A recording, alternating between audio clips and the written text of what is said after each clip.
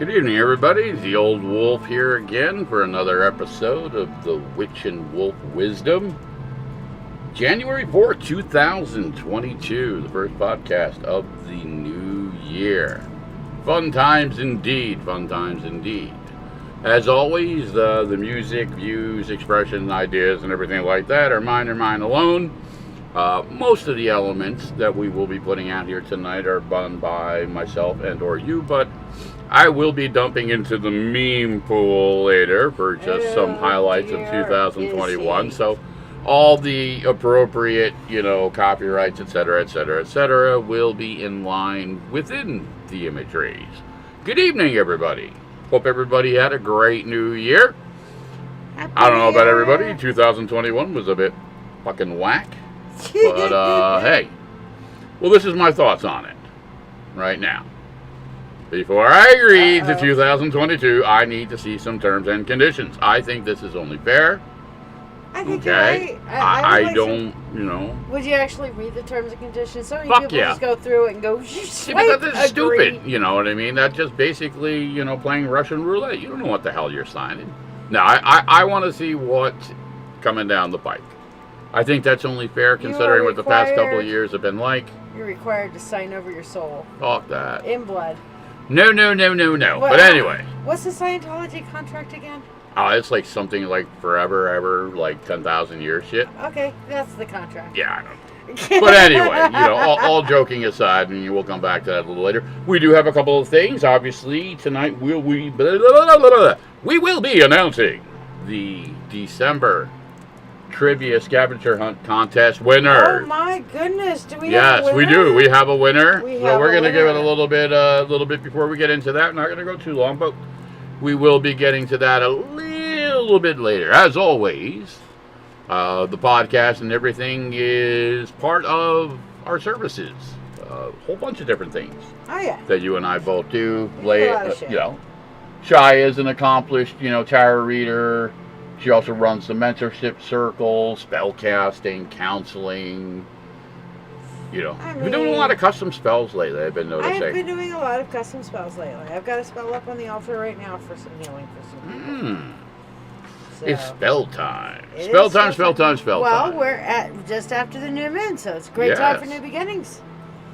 So one of the other elements that I know that you've been doing has been the private video readings, which is becoming popular. Very much so. Makes it a little bit easier for people, who can't come onto your regular lives. Or can't stay for 2 hours to get a reading, it does get a little hectic sometimes, get a lot of people in there, so this is kind of that easier, really quicker workaround. I do like a quick little, not quick, but you're between 3 to 15 minutes, depending on how many questions somebody asks in a grouping. Right. But, it's a private YouTube link, and you get to watch it for a week. Download it if you want to reference it. It's always about context. Context. And we also have here the mentorship circle, which again has become another hot spot element. Very hot spot. We're working on that quite a bit today. In fact, we came up with our next workshop today. Yeah, so it would be the right after, the current practical magic workshop. Right underneath. All right, let's take a look at that. And then we have there, here it is. The magical side of shadow work. And that's only for people who are in the mentorship group. And that's going to be Thursday, January 20th at 8 p.m. Eastern Standard Time. Again, that will be free for all membership circle members. And again, membership is very cheap. In the context, if you're going to talk dollars and cents for $25 a month, which is less than $1 a day, you can't even get a fucking cup of coffee for that anymore. No, you can't. So, you can get good vibes for that. You can get good vibes, a lot of practical elements, not only, self-paced teaching, but you have the Marco Polo group, you have workshops like this, a lot of direct interaction. A lot of guides on there. Yeah, everything from Reiki, tarot, dream analysis, you name it. Right now it looks like we're going to dive into tarot next. Ooh. Diving into the tarot. Diving into all the cards. So yes, that is coming up. Thursday, January 20th, 8 p.m. Eastern Standard Time. We will be doing other workshops. This wolf here has just been so caught up in some of the other things that some things have to take a little bit of priority. Yes, we'll get back to the empath workshops. Yes, the empath workshops will be coming back. Next Tuesday, I'm going to be doing a little bit different element, kind of what I did 2 weeks ago with my brother Chris Miller. I'm going to actually have my mother, the original hippie. She's going to be on the podcast. She's going to be talking about some of the elements of her experiences, her perspectives, coming through some different generational aspects. She's still a very vibrant and very active person. She's an amazing person. Honestly. She's got a lot of energy, a lot of magic.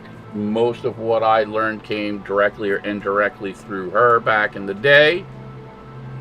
She does not do these things anymore and may never do them again, but she did teach me. So I am grateful for that. I'm also going to be, because I know the monkey's off doing his gaming thing right now, I'm going to be doing a little ode to my monkey tonight. Because I believe it's important. You know, we all talk about, all right, you know, New Year's resolutions. I prefer the context of, this is what I'm grateful for. This is what's important to me. And there are a lot of things that are important to me. Shiya is very important to me. My guitar is very important to me. Oh, I get acquainted with the guitar. Well, I'm rating high. You're rating very high. Oh, wow. A properly cooked cheeseburger is important to me. And you know all about a good properly cooked cheeseburger. I do. But yeah, it's just going to be a little bit of an ode to my monkey. Just, you know, again, part of what I have been looking to kind of build within this podcast, not just the interactions and, you know, the cool stuff, the fun stuff, but also just kind of a testament. They are my cave paintings, for lack of any other way of framing it. You are it. a caveman sometimes. You know, and knowing that, you know, he's caught up and stuff like that. I don't expect that he'll listen to this podcast. He may not listen to it for 5 years. Yeah. But one day I know he will listen to this particular episode of the podcast and he's going to get hit with all this stuff. So, monkey, yeah, you know the old man loves you. I got you. Got you again. Now, if you're here right now, he'd be losing his fucking mind. Like, don't throw me under the bus like that. He would be. It's a father's prerogative. It is a father. It really is. You gave him life. Yes, I gave him life, and So therefore I can talk about these things to whatever degree that I want. You gave him life, therefore you make. So yes, there will be a little bit of this, a little bit of that, a little bit of what the fuck 2021. I pulled some disturbing and fucked up memes that Hi, Stephanie. I'm going to share with all of you. April, Michelle, everybody. Hoping you have a great night. Thank you for coming out. Like I said, we will be announcing the winner from the December trivia scavenger hunt in a little while. Yay. But I wanted to start off first with some of the, you know, what the fuck?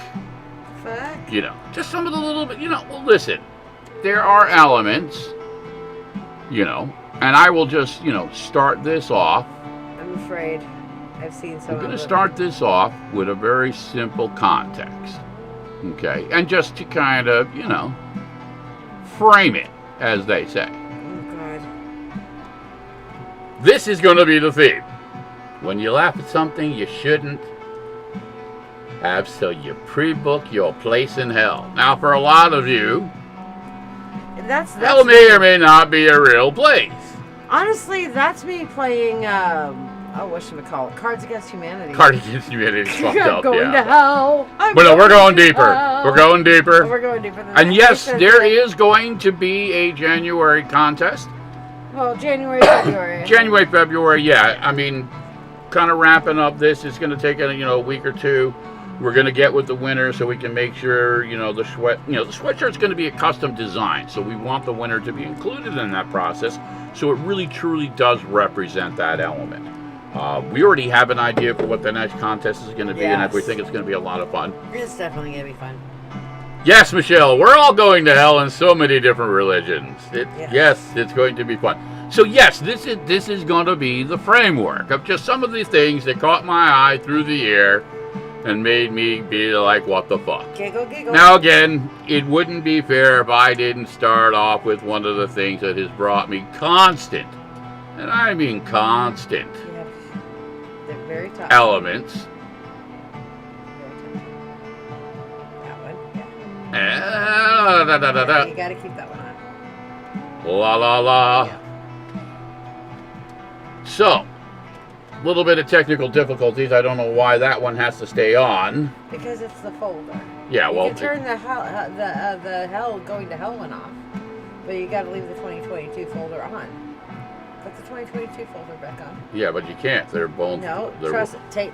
Hit the little thingy there. There you go. Hit the eye. Now go down to the hell. Ah, there we go. See? See, technology's fucked up. Even I sometimes, I'm just like, what fucking button do I have to click on this stupid thing? You introduced me to this program. I just went crazy with it. And Diana says, I didn't find your keys, but you got your new keys at a good price, picking up another pair. The guy said when they update the new one, the lost pair will shut off. That's good. That's good news. That's great to hear. I still think the keys are going to find their way back to you eventually, but like I said, it wasn't going to be in enough time. Yeah, I sent him a private thing, I think it was New Year's Eve, New Year's Day. Tell him I said, what's up, little brother? I got some new music that I will be pumping out in the next couple of weeks, and we're going to try and get him on one of the Zoom things that me and the boys are going to do. All things kind of, coming down the pike for the new year. But yes, as the imagery says, something that just constantly brings me, just non-stop entertainment. Is just a never-ending source of political fuckery. Now, this imagery, like, what the fuck? You know what I mean? Like, are we really living in a society now where, the almighty crystal ball is guiding the way? I don't know. I have to take some quips at some of the political things. This was another one of those little things. The Q people, and I'm sorry anybody that's a Q person, but yes, when August 13th came and rolled around this year, Mike Lindell didn't deliver any evidence that the election was stolen. Oh yeah, it's all coming together. Now my son particularly wanted this one. Oh, the references from the Emperor's New Groove, so it's got that smirky little look, and it's just like, yeah, everybody's drinking the fucking Kool-Aid, and the pillow guy just keeps running it back and forth. Now, where's this all going, you say?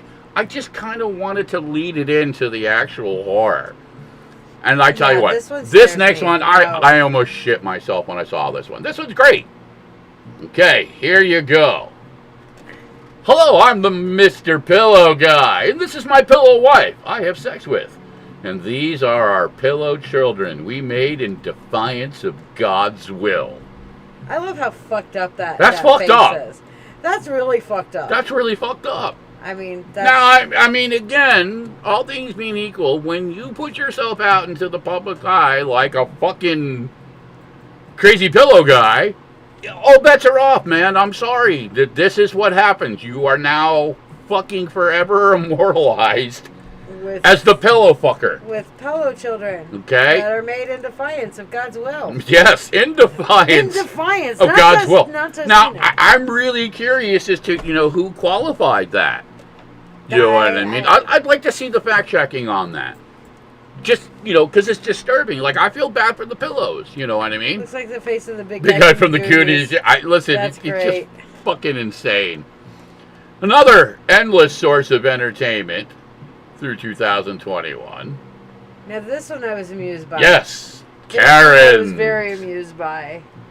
And supposedly Karens have had enough of being called Karens, according to some UK journalists saying calling women Karen is sexist.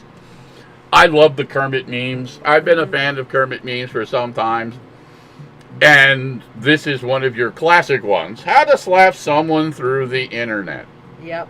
I wish there was a way. There are some people really want to it's fucking amazing. And the tone deafness some people get to listen, it is full throttle.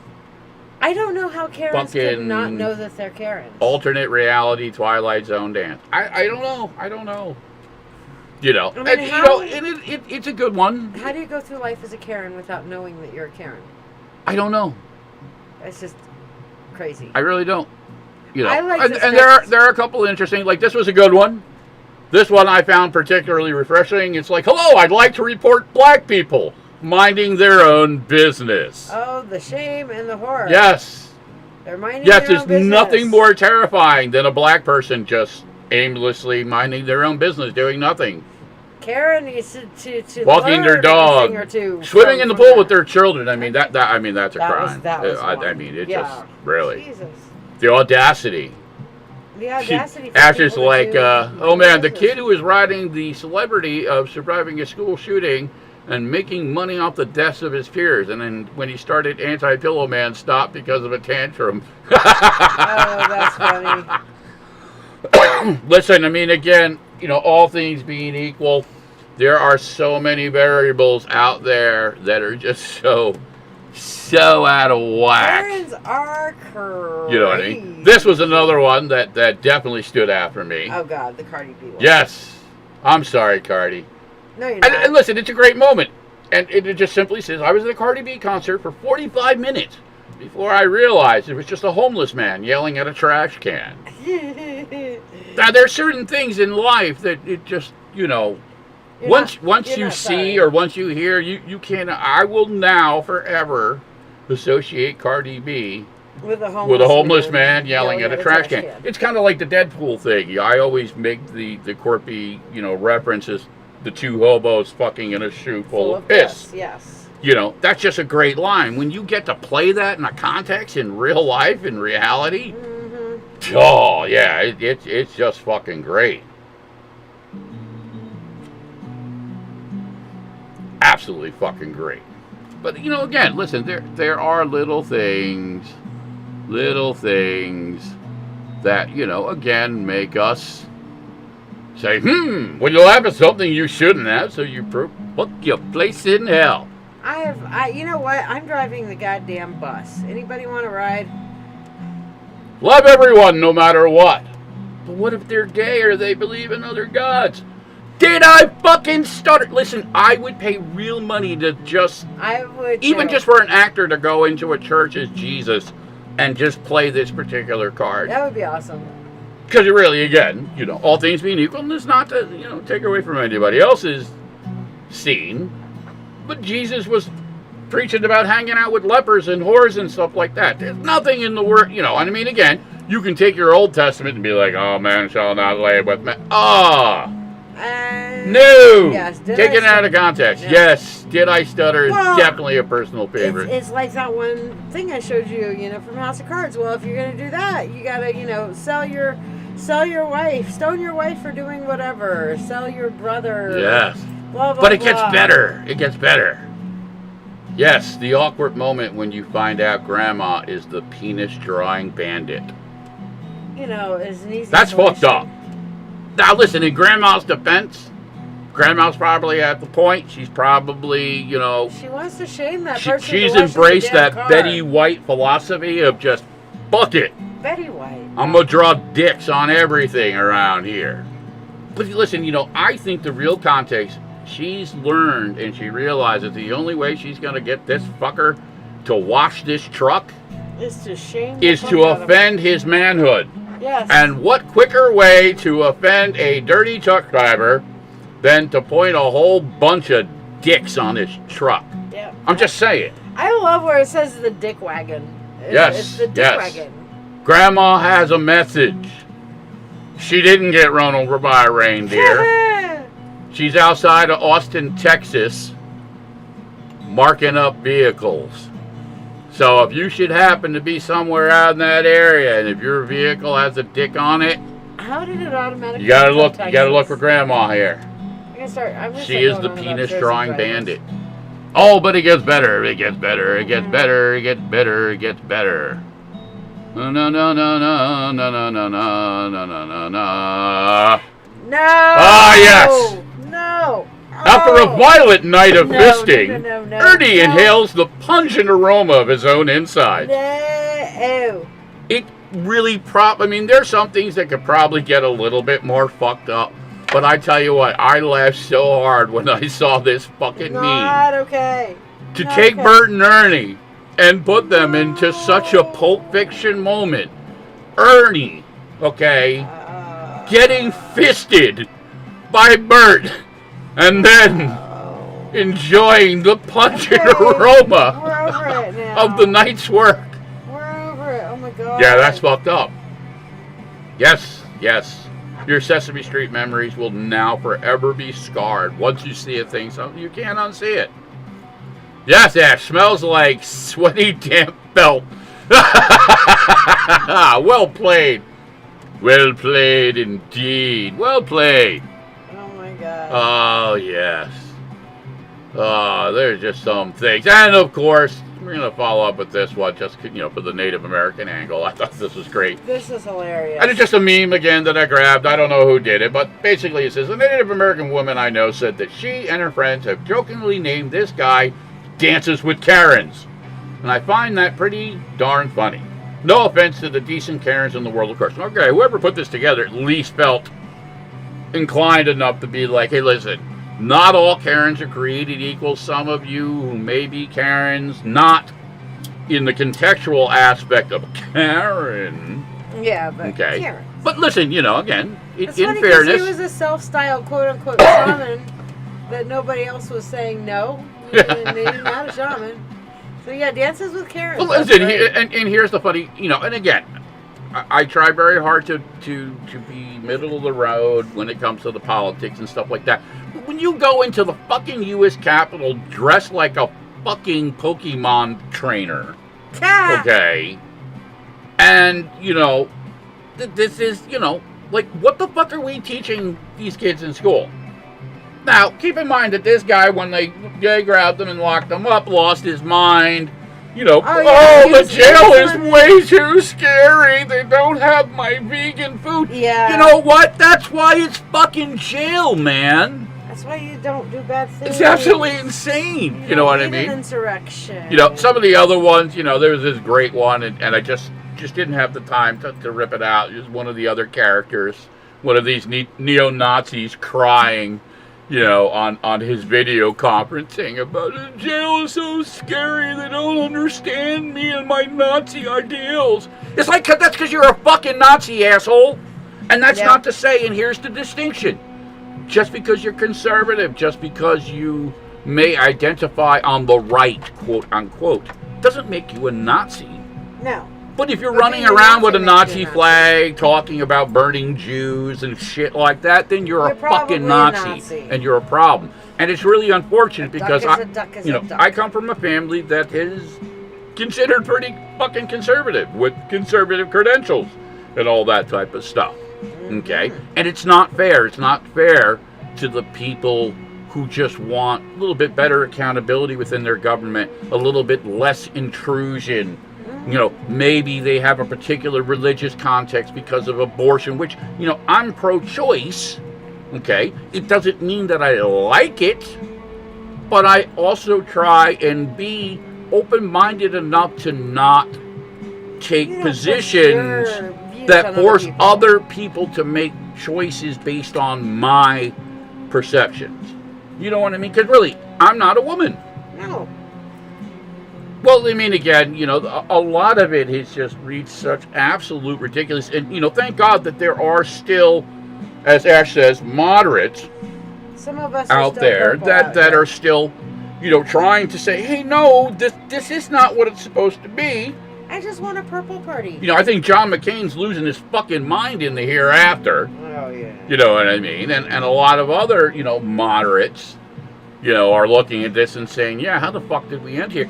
But I was talking about it with my mother, and here's the insane thing with our political system here in the United States. It wasn't that long ago, within 60 plus years, less than 100 years, that everything was flipped. Oh, yeah. The Democrats, the Democratic Party in the South, they were the, we don't want segregation, we don't want civil rights. We basically want to keep shit the way that it's always been. And then it flipped. Right. And then everything flipped when Johnson put the Civil Rights Voting Act, and all of a sudden they all now became Democrats, quote unquote, liberal. And the Republicans, the original party of Lincoln, somehow ended up becoming, this kind of twisted version as it stands today, at least in my opinion. Flipped. Definitely. You know what I mean? You can make a case for certain elements of things about finding middle ground, and I understand it's difficult for some people. Again, freedom of choice. Yep. I don't recommend you not getting the vaccine. I don't recommend you not going out there with a mask. However, if that's your personal choice, that's your personal choice. You also, however, in my opinion, have to accept the responsibility, the flip side, that now since you've made that choice, there are certain consequences that go with that choice. Mm-hmm. It's not pretty. It isn't 100% fair. Like, I have a lot of compassion and sympathy for healthcare workers right now who are completely under the gun. First responders. Okay, cops. Yeah, cops.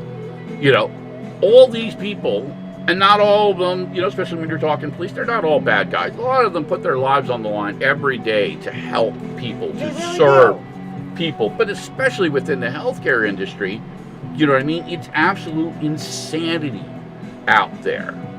Absolute insanity. And yes, granted, people aren't dying by the thousands every day, but people are still getting sick. Children are still getting sick. Our systems are stretched. Yes. Way too thin, and people are getting frustrated. There's lots of misinformation out there. A lot of misinformation. Listen, I'm glad and happy for as many people that can dance through this and be asymptomatic or just have basic flu-type symptoms, you know what I mean? I don't want anybody to fucking die, and I don't want everybody to beat at each other's throats because, this person wants to do that thing, and everybody's, dancing around the aspects of, what is government intrusion. But some of the arguments, again, are a little bit fucking crazy. Yeah. Like, again, microchips. They're not hiding microchips in the vaccine. They don't need to. The microchips are in your phones and in your computers and in your credit cards, in your cars and your motorcycles, we carry them. Your Echoes and your Alexas and all that other stuff. Wow, you didn't wake her up. Yeah, I know. She didn't fucking freak out on me. Wow. So, yes, that is my rant. But, yeah, some of those things, like the Bert and Ernie one, it's just, again, comedy many times is relative to perspective. Yeah. I know certain people would look at that and absolutely would be like, that's not funny. How's that funny? That puppet had somebody's hand jammed up his ass. Well, I think that's funny in comparison to other, elements of things. Have their hand jammed up right. ass. We can focus on the, the horror end of it, but I choose to embrace. It gives it life. It does give it life. It does. It gives it a lot of fucking life. It gives it life. The and hand up the ass brings life. It's how we've talked about this. You talk about it, I talk about it redundantly. It's how we cope in a lot of ways. Yes. It's how we deflect certain elements of things, be it trauma, be it pain, be it uncomfortability, be it, any number of things. You can take it and you respin it. Sometimes it's a lesser of two evils. Truth? Yes, everyone does have a different sense of humor. I try and be open-minded, and again, my context, my philosophy is if you don't like it, don't listen, walk away. That's fair. You have a right to say, hey, I don't understand this, I don't like it, I don't accept it. Now, there are fine lines. A couple of the ones that were very hysterical, I obviously could not share out here. I felt kind of guilty. You know what I mean? Because they're even beyond fucked up. Oh, you come up with some pretty fucked up shit. There's some fucked up shit out there.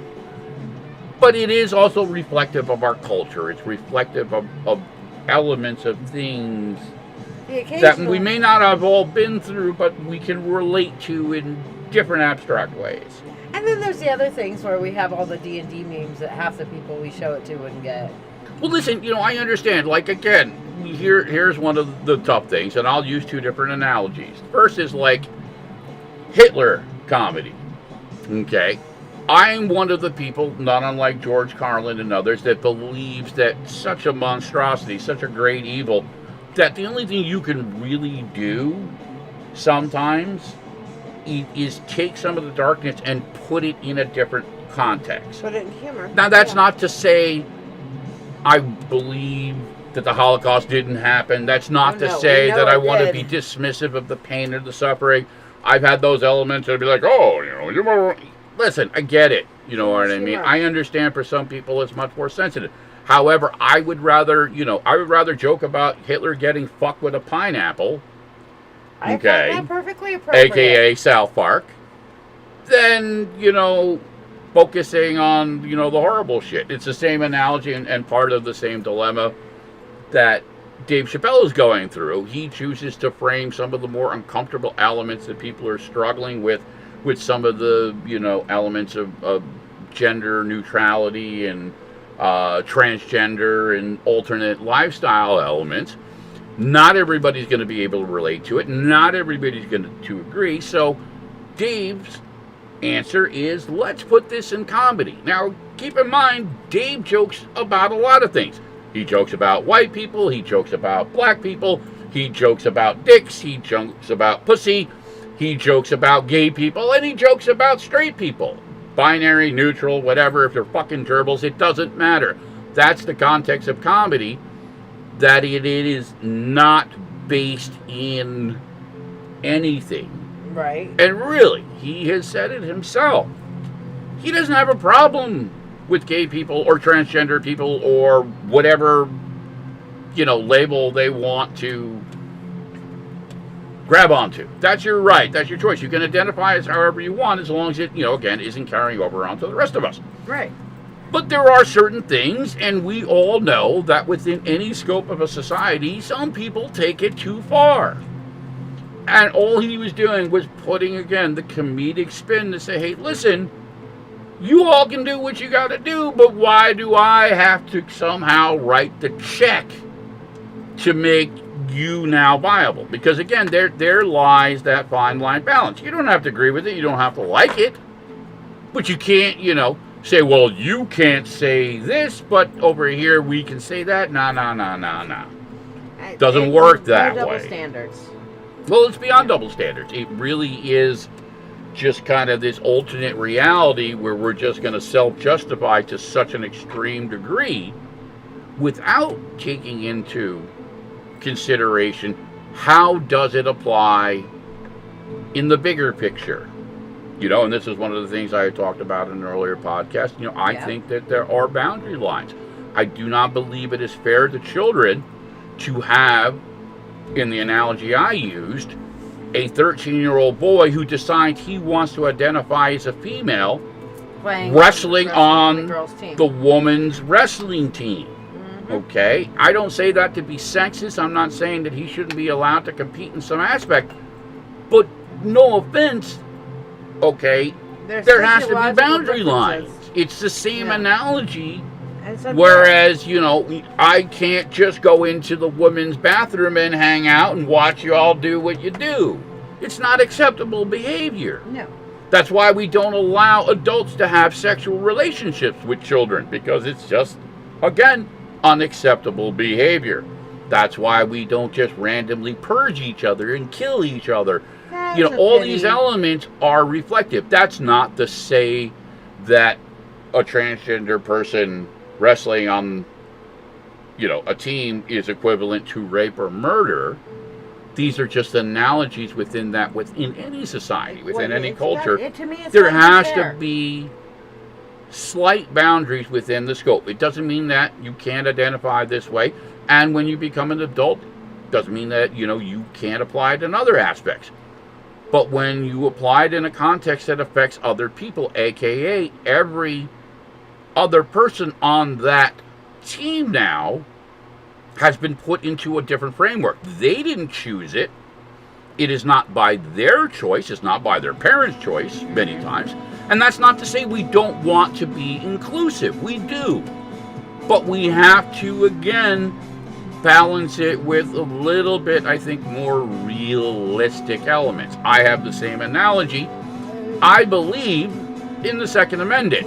However, I don't want everybody armed in the goddamn schools and everybody running around with weapons. Okay. You have to have a balance. I'm a Texan. I'm gonna err on the listen, side I get it. Give the teachers guns. I get it. But listen, there are a lot of those teachers that I wouldn't trust to make a fucking peanut butter sandwich, let alone have a fucking firearm. No. listen, again, we can find a little bit better balance. We have a lot of veterans and service members who come back. We could put them into schools. I would personally feel more comfortable with people with at least some basic training in the elements. And no offense to anybody else, but gun safety really is a thing. Not everybody should have a fucking gun. I took gun safety from middle school age. So if you want to, again, put some more resource elements, put trained people to provide a little bit more of a better defense for our children. But here's the other analogy. Again, it's falling apart at the other level too, okay?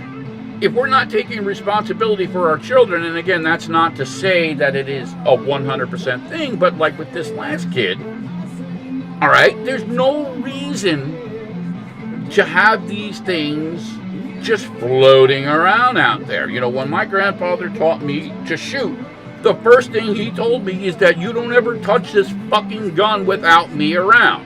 What was the first thing I did when he wasn't looking? I took the gun out into the fucking woods and I shot the fucking thing. Yeah, because that's what kids are going to do. Okay. But when he made that connection, he locked the fucking thing up from there. I took a bit of an ass whooping for it, but I deserved it. Okay? I was young. Kids will make mistakes. But there is a difference between a kid taking a gun out into the woods and popping it off and a kid taking a gun into a school and shooting his classmates and teachers. Yep. Okay, so we have to look at it. The other aspect is we have to address, and we talked about this the other week too, what's driving these kids to this element. We are not dealing with, we're not addressing what's actually happening in the trenches, no pun intended.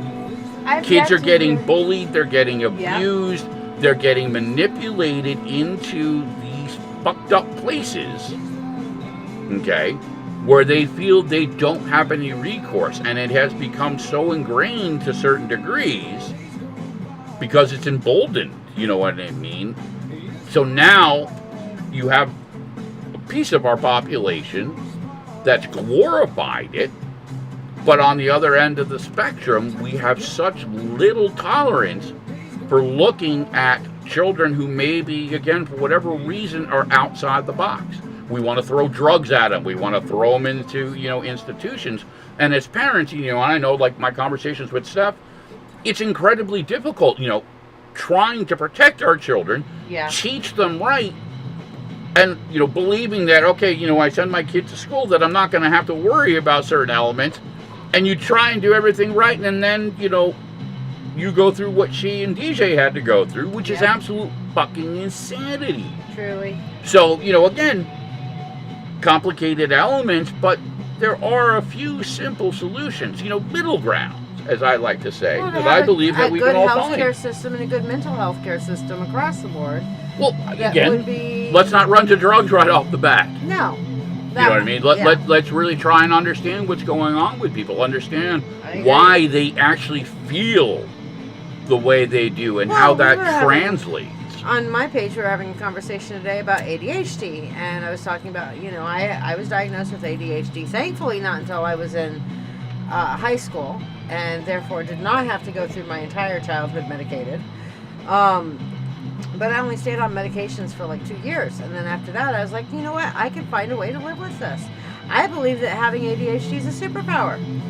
I mean, again, I don't disagree. Once you learn your biorhythms and learn how to work with yourself, you can go without medications for a lot of things. And I don't agree with a lot of the clinical designations and elements that have been really kind of categorized around it.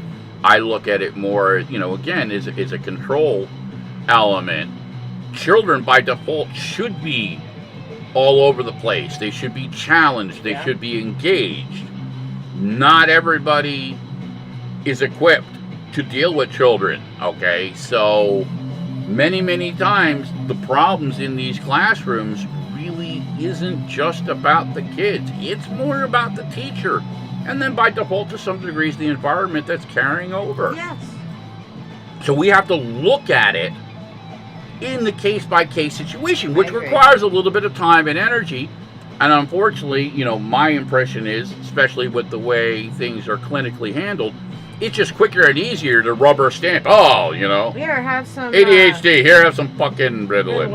And, yeah. Go away now. Thankfully, Be quiet. took Ritalin. I took one called Silert, but because I was. Listen, I went through it with my brother's kid, and we got him off that shit, and the kid better and healthier than he ever was. And Angela, says it, and I think she's absolutely right. Too much categorization in the USA. I agree. It is definitely symptomatic of our little piece of Western culture. It's, again, I think, a side effect of many of the control modules that have been built within our society to keep people doing the things that are needed to do. Well, do you know what the final diagnostic element of telling if somebody is bipolar is technically? Throwing medication at them and seeing how they respond. Ah, yes, the great, hey, let's see what happened. That is the official final diagnostic element to label someone as bipolar. Michelle, I went through the same thing with my son. Yeah, Michelle says her son was hyper and hands-on and got very bored in school. He was too intelligent. Instead of skipping him grades and challenging him, they wanted to give him pills. Yep. I went through the same thing. My mother skipped me many grades, though it did. The trade-off on the social end sometimes is problematic. But again, another conversation for another day. But I absolutely agree. This is, again, one of the unfortunate realities, and I had to address as a parent when, my son basically decided to call out one of his teachers because she was wrong and she lost her fucking mind. And we had to dance the dance with the school to be like, and she just tried dancing around the argument. Well, it's not the student's place to correct the teacher. And my argument and my kid's argument, and I had to stand behind them. It's like, well, if you're fucking wrong and if you're teaching the kids wrong, then yeah, all right, this isn't like this was, an abstract thing. If you don't have correct dates, you know what I mean? If you're teaching, children that the War of 1812 happened in 1938, I'm sorry, fuck you. There's something wrong. You shouldn't be teaching children. Right. Exactly. Thank you, Michelle. If you're wrong, you're fucking wrong. Exactly. It doesn't you know what I mean? And it's not personal. It's just like, no, Now, common sense would say humility should kick in and be like, okay, I made a mistake. And it's a mature Problem individual solved. who can do that, who can say, hey, I'm sorry, I was wrong. Thank you for pointing it out and fixing it. And my son. My son is very reserved. He goes out of his way to try and be polite. He thinks very carefully about how he phrases things. He does. So it wasn't like he just came at her like some wild buffoon. Knowing him, he would have said, excuse me, by the way, but here was also the underlying problem. She hated when we look deeper at it, she had a long history of problems with children. The simple truth was she didn't like children. Okay. Yeah. She was resentful of it. She didn't have children of her own. And I'm not saying just because you don't have children of your own doesn't make you capable of empathy or of teaching children. However, she was vocal about it, made points to go out of her way with other children within the school in those elements. And that, in my opinion, and many others, was inappropriate. Okay? You're entitled to your personal beliefs, but again, a job is a job. If I work for the post office and my job is to sell you stamps, I don't get to decide if I want to give you stamps because you're sending a letter someplace I don't like. Yeah. Okay? That's not how it works. Now again, in a private business element, if I don't want to sell you something, I don't have to. That is the beauty of private business versus public entities. But people tend to confuse that little thing. Yes. People think that they can just walk into a 7-Eleven or a Walmart and somehow that's public property. No, that's private. That is a private facility. It doesn't matter if it's in a fucking mall or if it's, on the beaten path on the side of a fucking mountain. That's private. Now, I don't agree with some of the elements. Like me personally, I don't think it's fair or right to deny, say, baking somebody a cake because they're gay. I think that's kind of fucked up personally. Jesus However, bakes a cake, by the way. I do respect a person's right that if you want to be that way and if you want to show everybody that particular side of you, that is your right. But also on the flip side, here comes the consequence. If that's how you want to treat people, then they and everybody else can go on Facebook and YouTube and fucking Google and wherever the fuck they want and be like, yo, Joe's Cake Shop doesn't sell to gay people. Okay? You're allowed to do that. Now, I read some stories, you know, there were people trying to sue people for putting up bad Google reviews. Okay? Talk about the depth of insanity. You fuck up, somebody posts a bad review, and then somehow you want to sue them for that bad review. They like to try to call that defamation of character or whatever, but if that was their experience, that was their experience. Now listen, I get it that within fine lines of things that you have to be careful about what you say. However, just because somebody gives a bad review, you don't have the right to fucking sue them. No. And but that's, you know, again, if they were lying, if they gave a bad reflection like how never Angela was went talking there. about. You know, westernized elements, especially here within the United States, have become so ridiculous. I love it when people start getting on, like, even social media platforms and start going freedom of speech. Angela, that's a great question. How do you even know somebody is gay? Say somebody is sued. Now, again, here's the context. You get a same-sex couple, 2 guys, 2 women that walk in there. It usually, I mean, again, I hate to say it, but if we're going to be honest, you know, you can pick up on that vibe. And I'm sure, again, in the context, in that scenario that happened out in Colorado, they were going for a wedding cake. They were going for a wedding cake. You know what I mean? Again, you don't have to agree with it, okay? You don't have to even like it. But they do have the right, as a private business, to say, hey, I'm not going to sell you that cake for whatever reason. But here's the flip side, and again, here's how it comes full circle. That also means that if that same business says, hey, you're not wearing a mask, you can't come into my store. You can't come into my restaurant. That means that a hospital, unfortunately, can say, if you don't get vaccinated, we are going to terminate our business relationship. You are going to get fired. It's unfortunate. I get it. It's not fair to everybody. However, again, there are trade-offs that we all have to do. If you drive drunk and you get caught, you lose your license. Yep. Okay?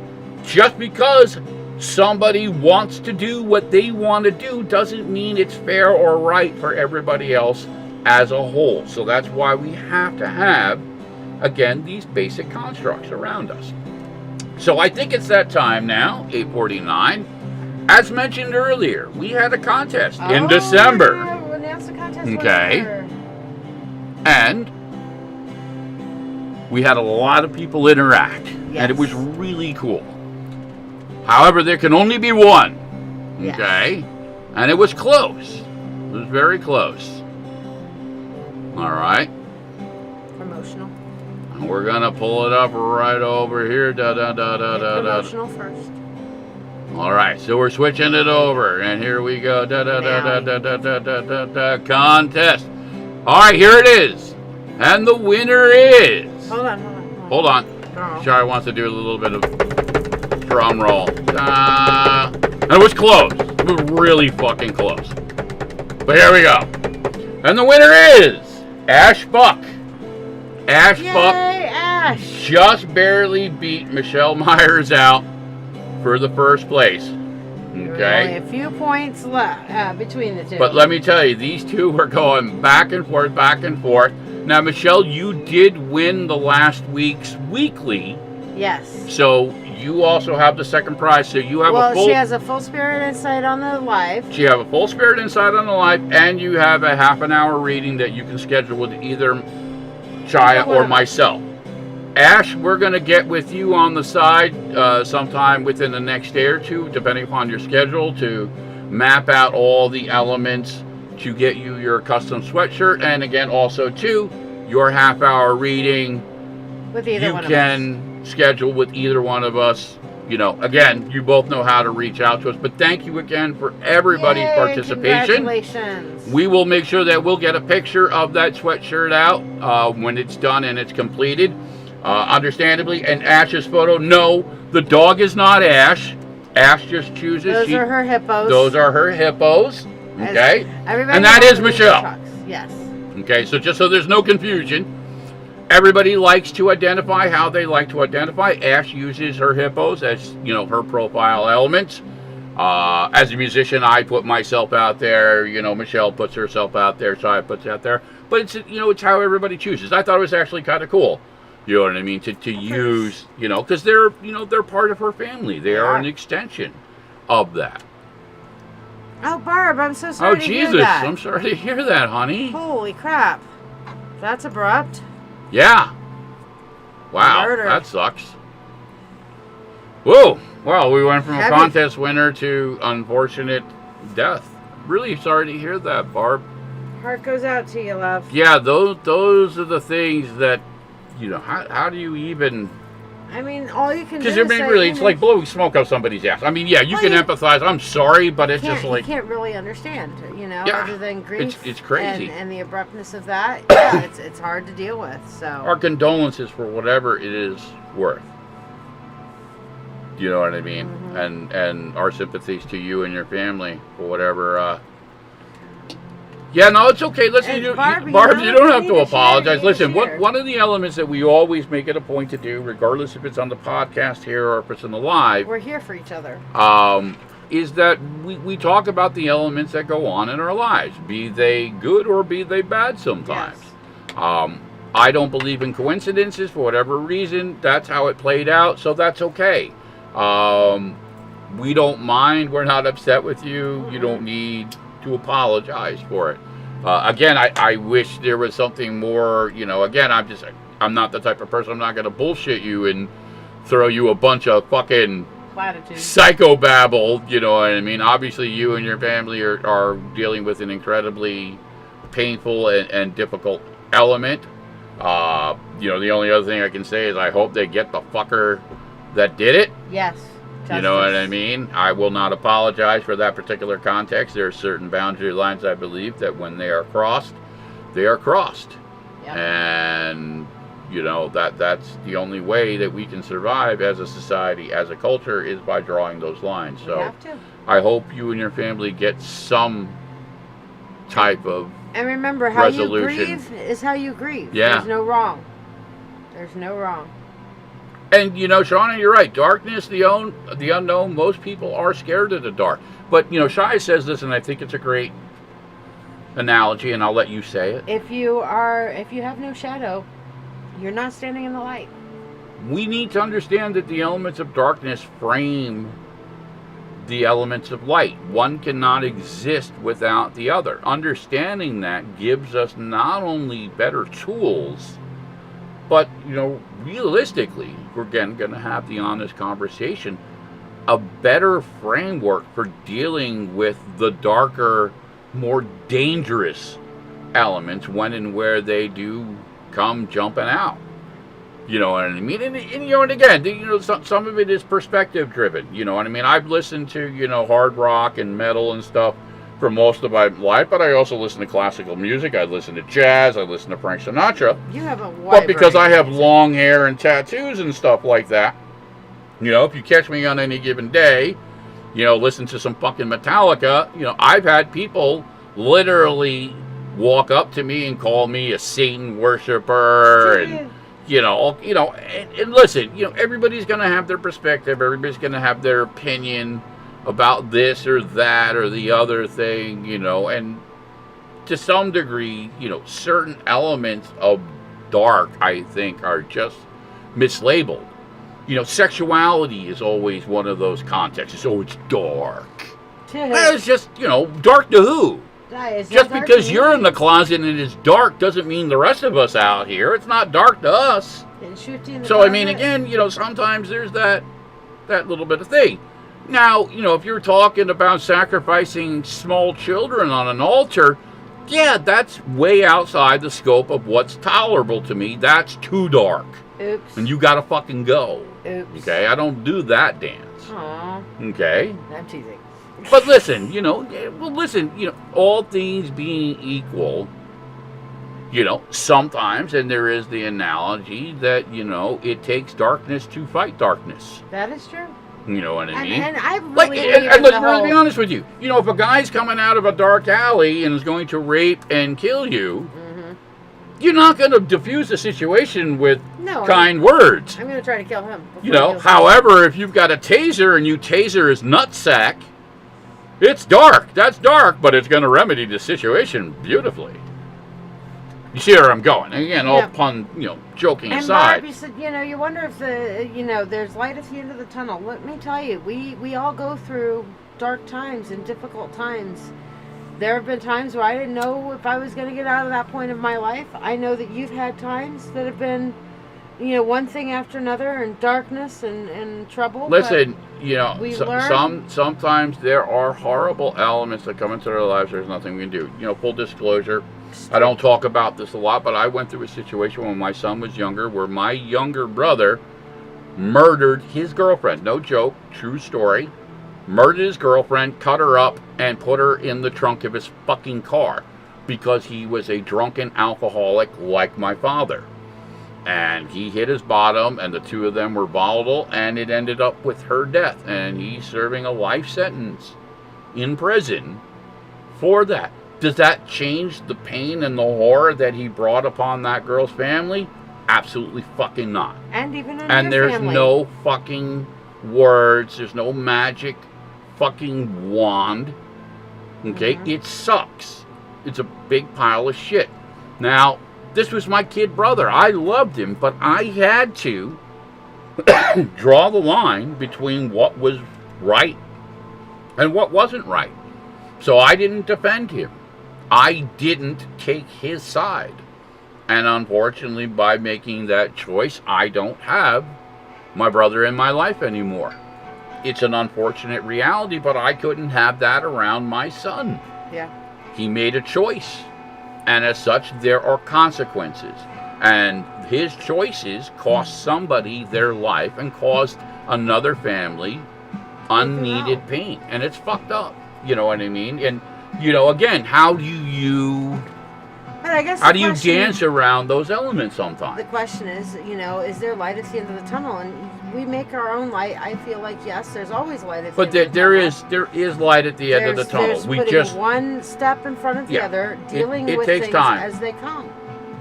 And you don't deal with things because you want to. This is never something you asked for in your life. But the thing is that you deal with it because there's no other alternative.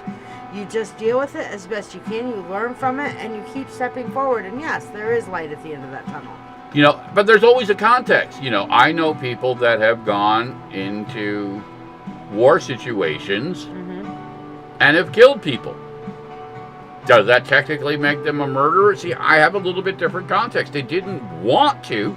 But if you're forced into a situation, an aka, active live combat, it's a tough situation. Now, granted, is it the same analogy as somebody just murdering somebody during a robbery or for some other fucked up context? Obviously not. But it is that slippery slope where we start to kind of, where is it okay to kill somebody versus not okay to kill somebody? And these are part of, again, as I mentioned earlier, those frameworks or those boundaries that we have to have within a society. You can't just do whatever you feel like doing for whatever your reason. Rights end at your personal space. And things do carry over even when we don't see them, or more importantly, we choose not to see them. Yep. So I'm going to spin this around and I'm going to go into the other context of what I wanted to do tonight. And this is going to really just kind of be, that little bit of a testament, to my son. That's what I'm grateful. I mean, I'm grateful for a lot of things. As a parent, that He is has your been, has been one of my core elements. So with that, and this is again something that hopefully he will see, that is one of the earliest photos of me and my monkey. Aww. I think he was probably about, I think 7, 8 months old. He's so stinking adorable. But yes, now again, I'm not going to embarrass him with all the kitty photos and stuff like that. No, photos. This podcast, no, it's not gonna, I'm not going to be an asshole about it. But I am going to talk again about some, of our adventures that we have been going through. And these are just kind of framed, again, for posterity. And just so that way, one day he's going to go back and he's going to look at these. This is also, again, a testament so that way his kids, when I do get to play the grandfather card, I'm going to be like, yeah, your dad was a fucking rock and roll guy just like me. Don't let him try and bullshit you. Okay, so when it comes time, when those grandkids want to do something wacky or crazy or off the wall, I get to be like, no. Your daddy you had your moment. Your daddy was a rocker. Yes.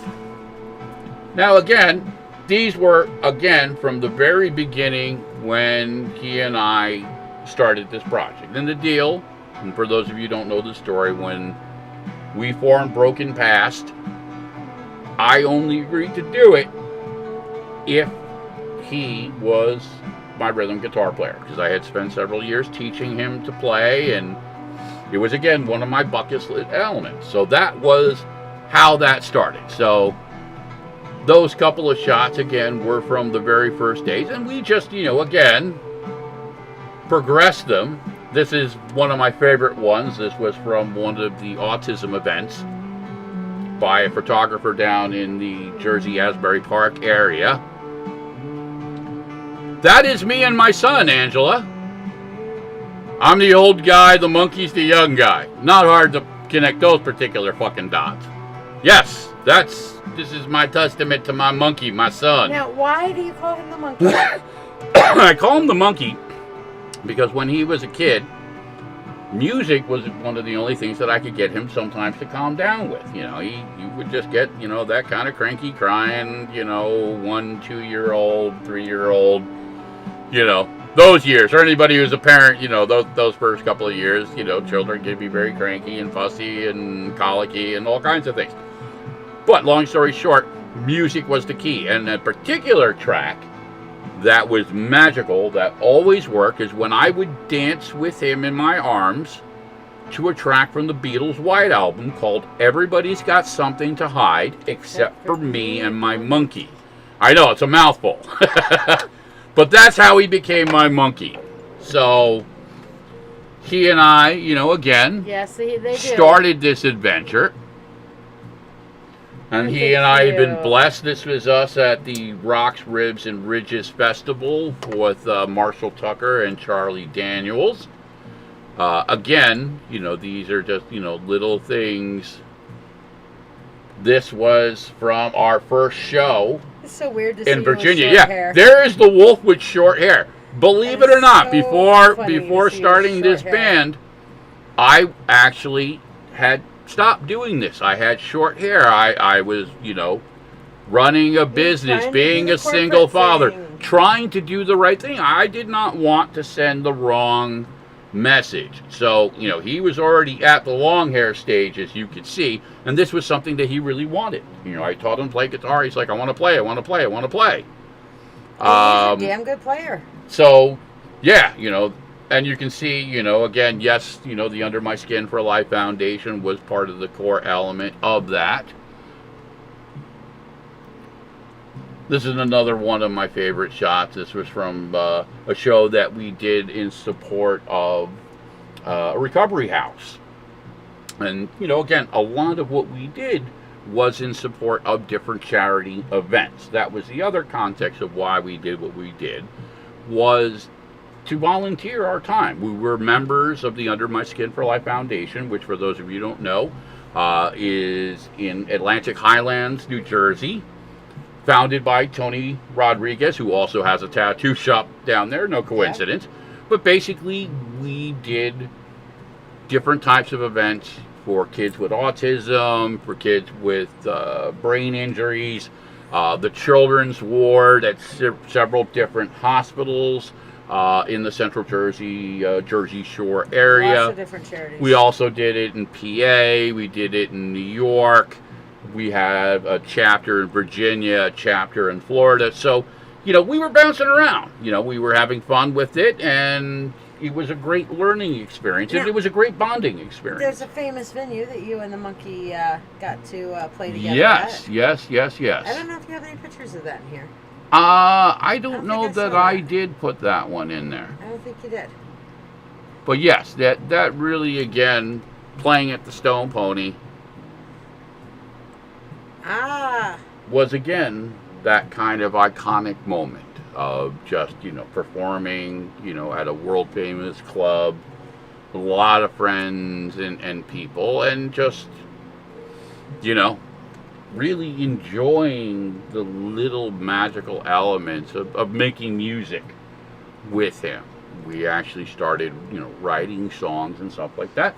And like everything else, perspective being what it is, he had a perspective before we started this about what he believed it would be.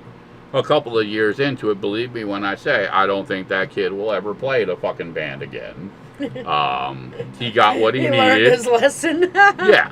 Well, listen, again, like most things in life, there's one side of the coin versus the other side. There's a lot of things that go with the scene, as I like to call it. They're not pretty. They're not fun.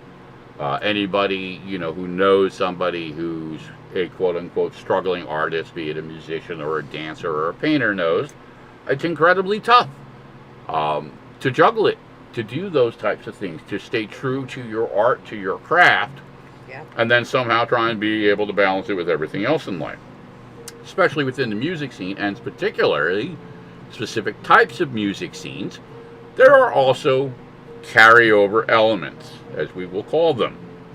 So AKA, when we were doing shows that had, and we'll just call them biker influences, there were always some of these little subtleties between, guys who were in the Pagans Motorcycle Club versus guys who were in the Hells Angels Motorcycle Club versus guys who were in the Breed Motorcycle Club versus guys who were in this club, that club, the other club, blah, blah, blah.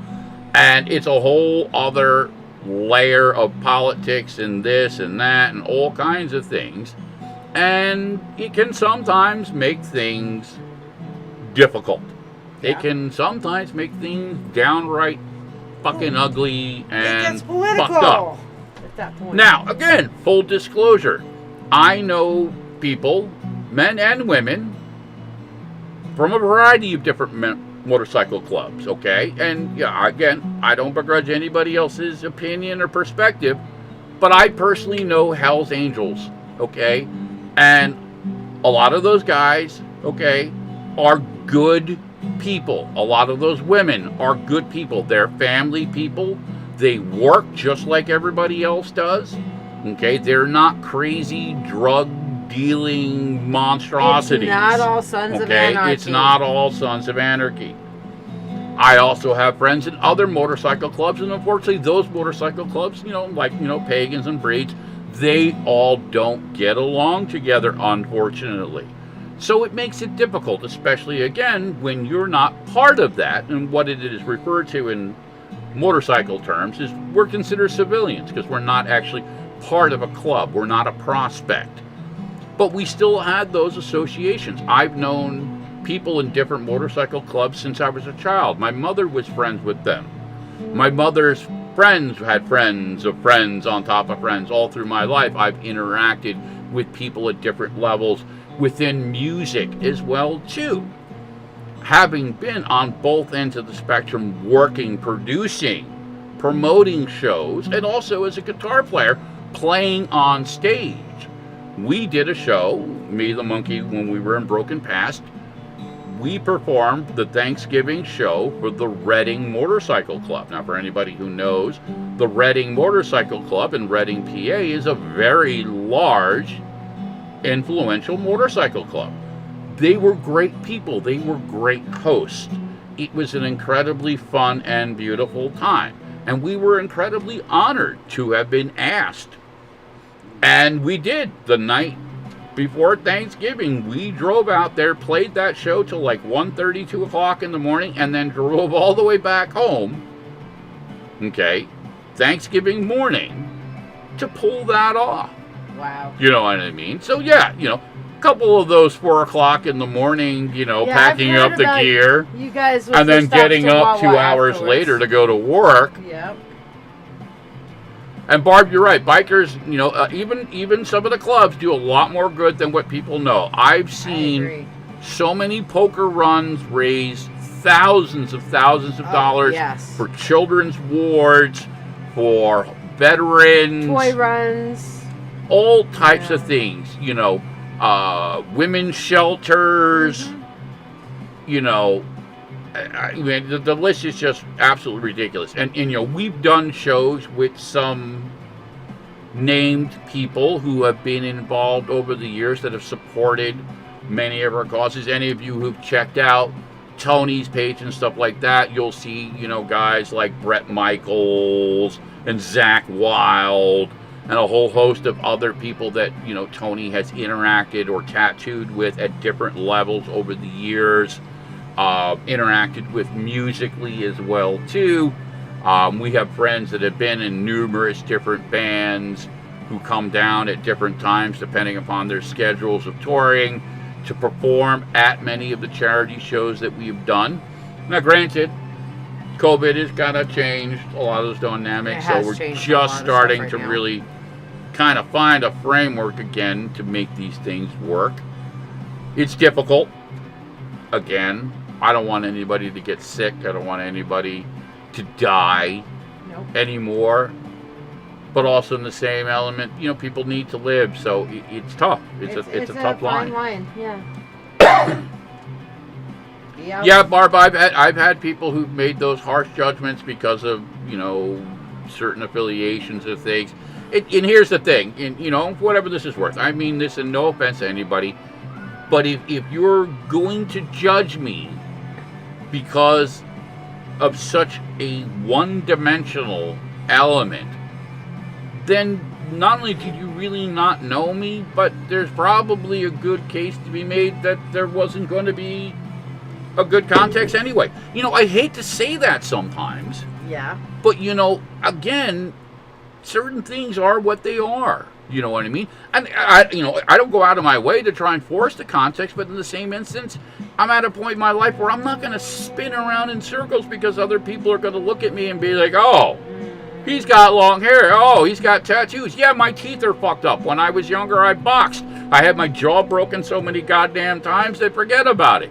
That's what happens when you get older.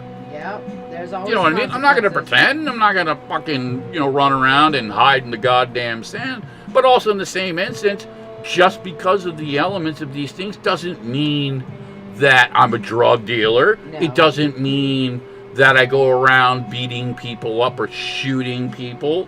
You know what I mean? There are a lot of stereotypes, unfortunately, that go with things. And listen, I've seen people in $10,000 suits and silken robes be more horrible to their fellow men and women than dirty bikers or junkies or any of the fucking, I couldn't agree more. The people that just get dismissed. Sometimes it's the ones in the street you're a dirty leper whore. You know what?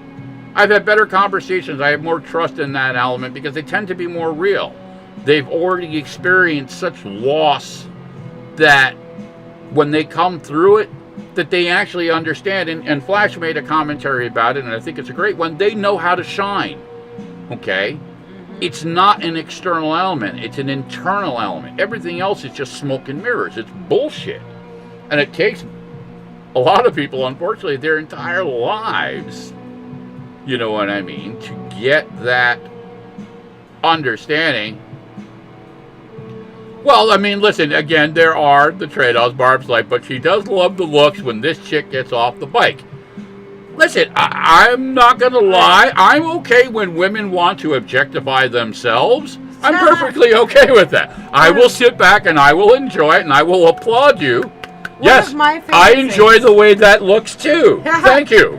One of my favorite things when I was writing, especially when I was working in Idaho, I worked for a state job, so I'd have to dress up like all businessy, right? But I'd have my leathers on top of all my business stuff, so I pull up to the office, step off my bike and start peeling off leathers, and people are looking at me like out from this biker chick facade comes professional lady. And listen, again, as with most things in life, stereotypes sometimes can get you in trouble. Yeah. Me and Chris Miller, we did a show up here in New York a few years ago. It's called Catskill Thunder, and for anybody's familiar with it, it's one of the larger bike rallies. Not as big as Sturgis, but it is the upstate New York's version. We were with Marshall Tucker at the time, and there were a lot of different people from a lot of different bike clubs. Needless to say, a couple of guys, being drunk and stupid, decided that they were going to try and have some fun with one of the women groups. And there are female-specific motorcycle groups. Yes, there are. That are patched and support groups in conjunction with other clubs like the Hells Angels and stuff like that. And they are respected and they are treated as equal.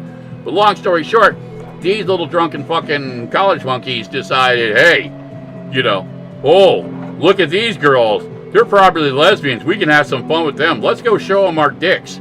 Let me tell you, I never saw two guys got their ass beaten by a group of women so badly in my life. It was absolutely hysterical to watch. One of the guys literally cried for his mother.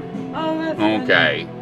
And when I tell you that these women tuned them up, they tuned them up. And nobody did anything because they crossed the line. They were given fair warning. I don't care if you're drunk or straight. There's that line. Yeah. And they were not having it. There was no way that those two little punks were going to fucking push their buttons. And all it took, and they do, and they know, they're intelligent women. They waited for that hand.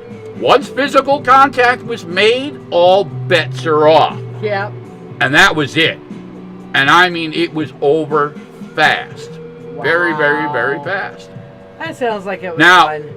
To give you even more framework, it became the talk of the rest of that night.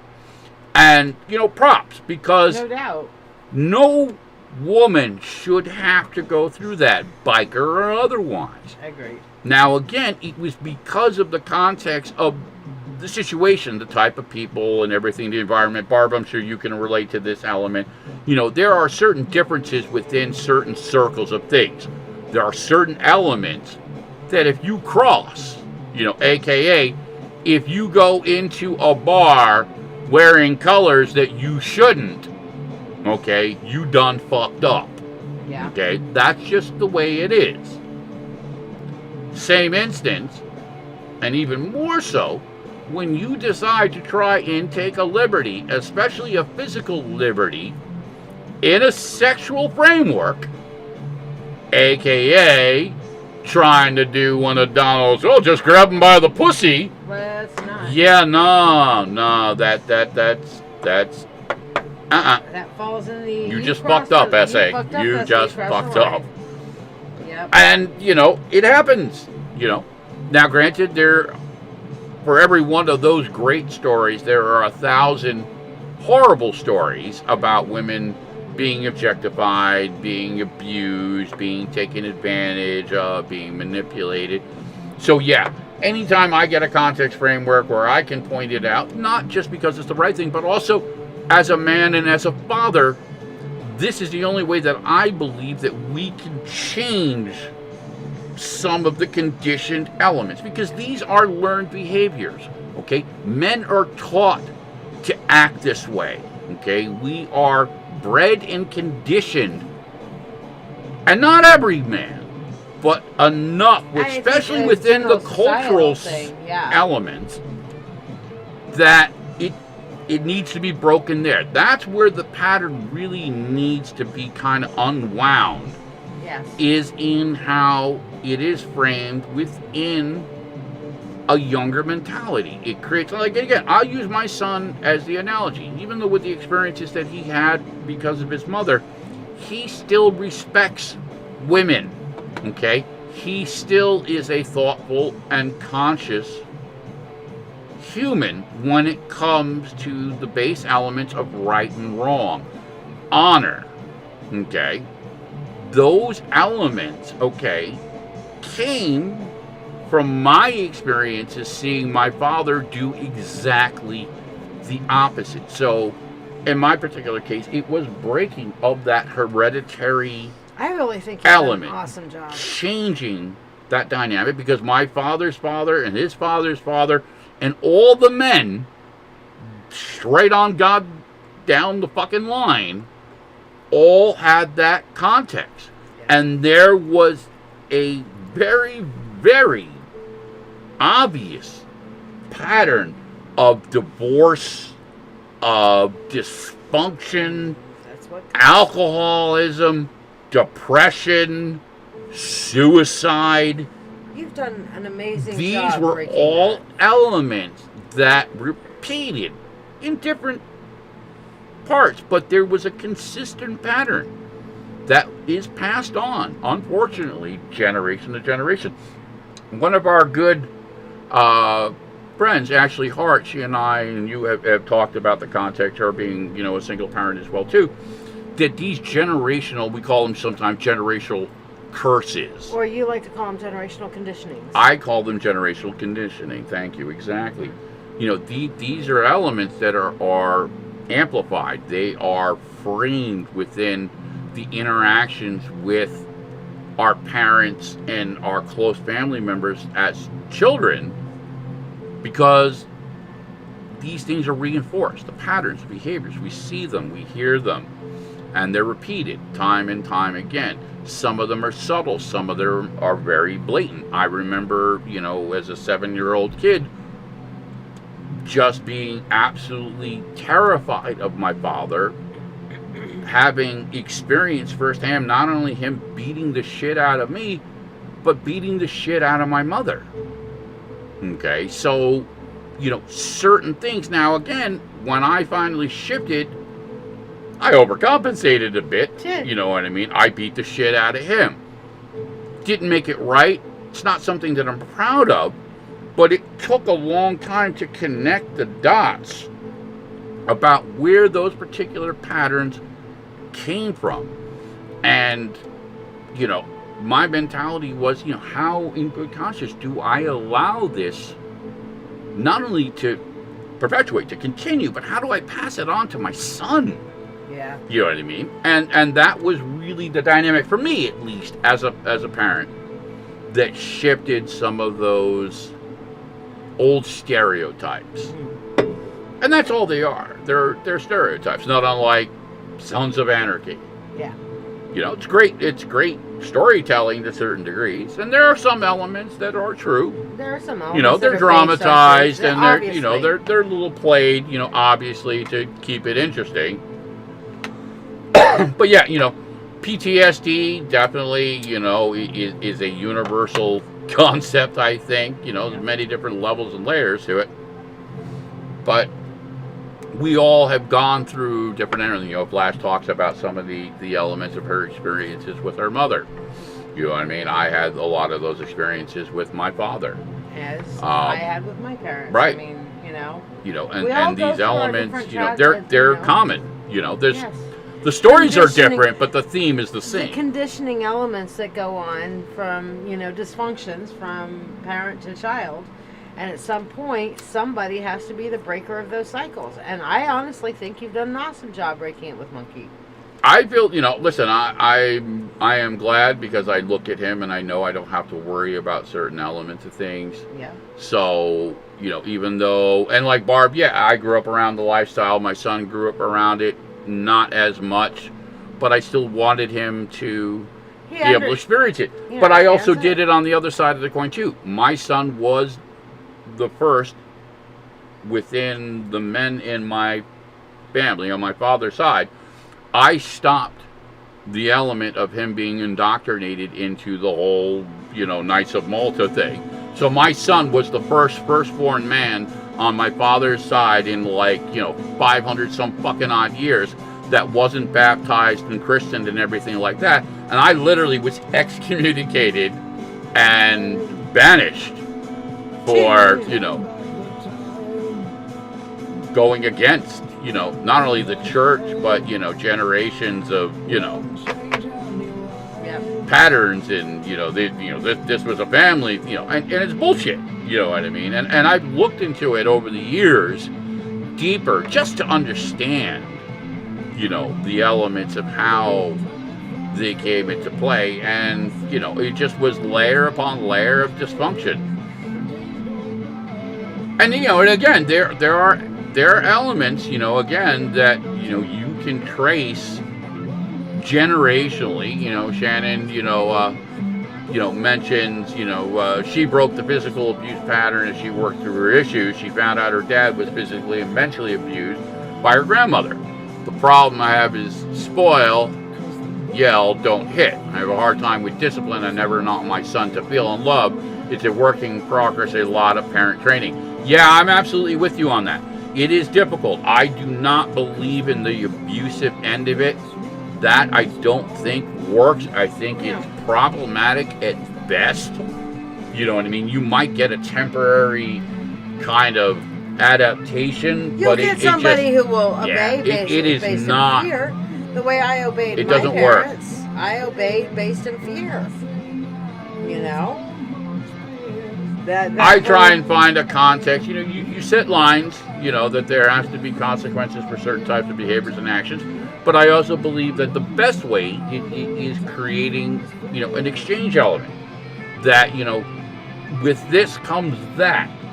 I also believe that communication is important. I made it a point to communicate with my son, to not only talk to him about the world and this and that, but to listen to his context, to get to his level, and to the best of my ability, not treat him like he was stupid. It's not always what you say, but sometimes how you say it. Yes, that is very true. That will change the dynamic.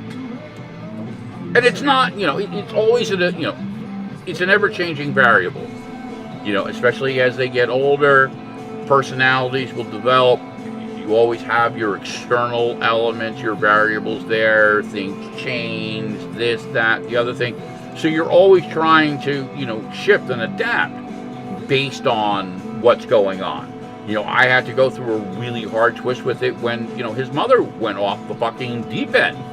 And I had to make the choice between, protecting him as a young child and protecting myself. And, sometimes hard choices have to be made. We do things for the greater good, and sometimes that trade-off means that other people, get left behind in the process. And sometimes there's the people who are supposed to be closest to us.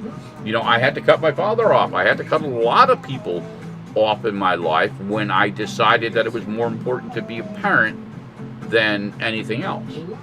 And a lot of people say, you're crazy and blah, blah, this and blah. I was like, hey, listen, I don't give a fuck what you think.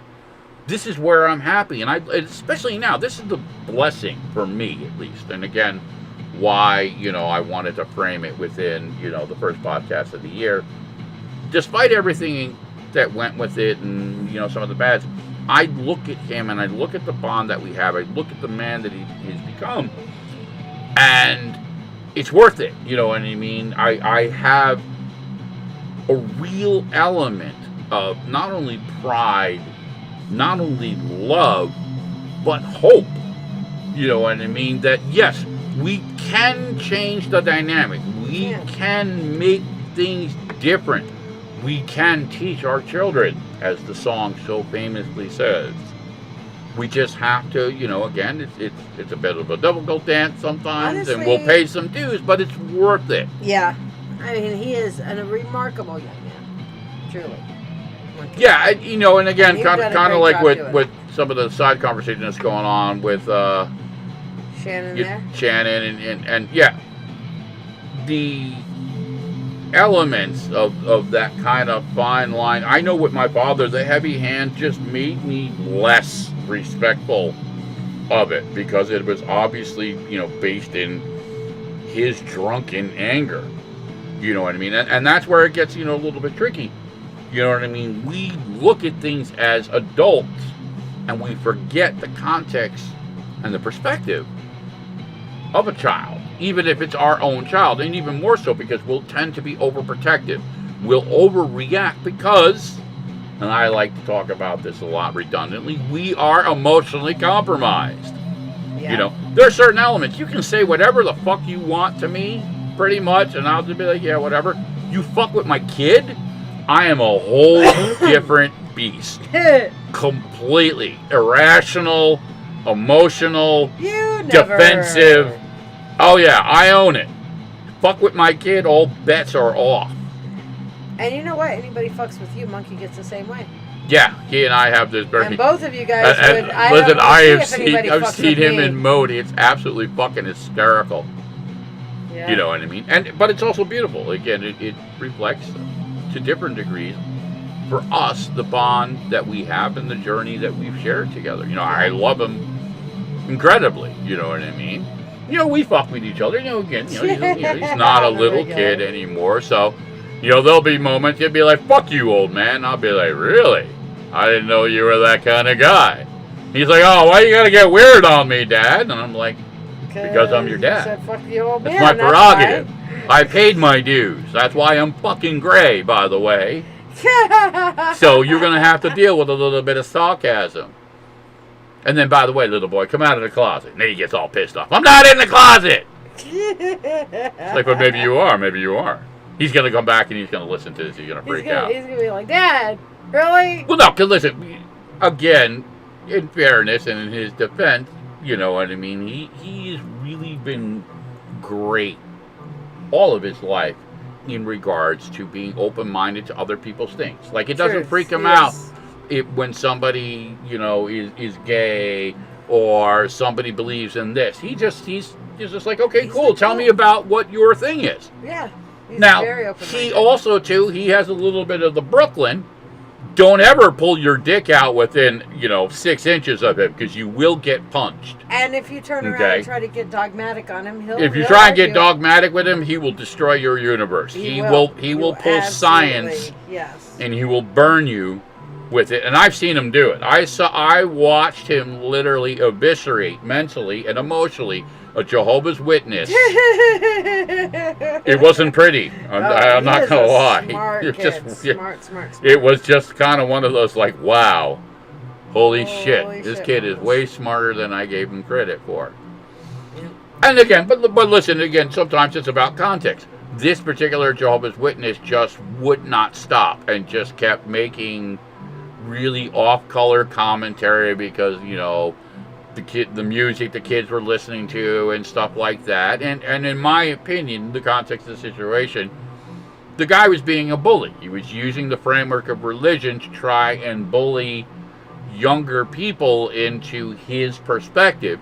And my son wasn't having it. He's just like, oh yeah, no, fuck you. Not having it. Good for him. Which again, was mentioned earlier, this is what happens a lot of times within our schools and stuff. Our children are not engaged. They're not challenged.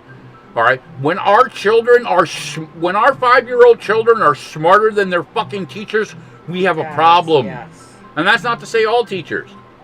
But I'm telling you, again, we need to do a better job of screening and saying, hey, listen, maybe you should go over here and make burgers and not work with our children. I'll pay you $20 an hour to make burgers as long as you don't fuck our children up. Honestly, I'm okay with that trade-off. Cookie cut the kids, trying to make them form. Well, I mean, the classic Pink Floyd analogy, Welcome to the Machine. we just want to throw them into the meat That's grinder. Exactly what was in my head. Fucking, was like I know. The kids falling off, you know? That's not like I'm psychic or something. It's not like you're psychic. Get you out of read my head. me, I read you. Yeah. Hey, get out of my fucking head.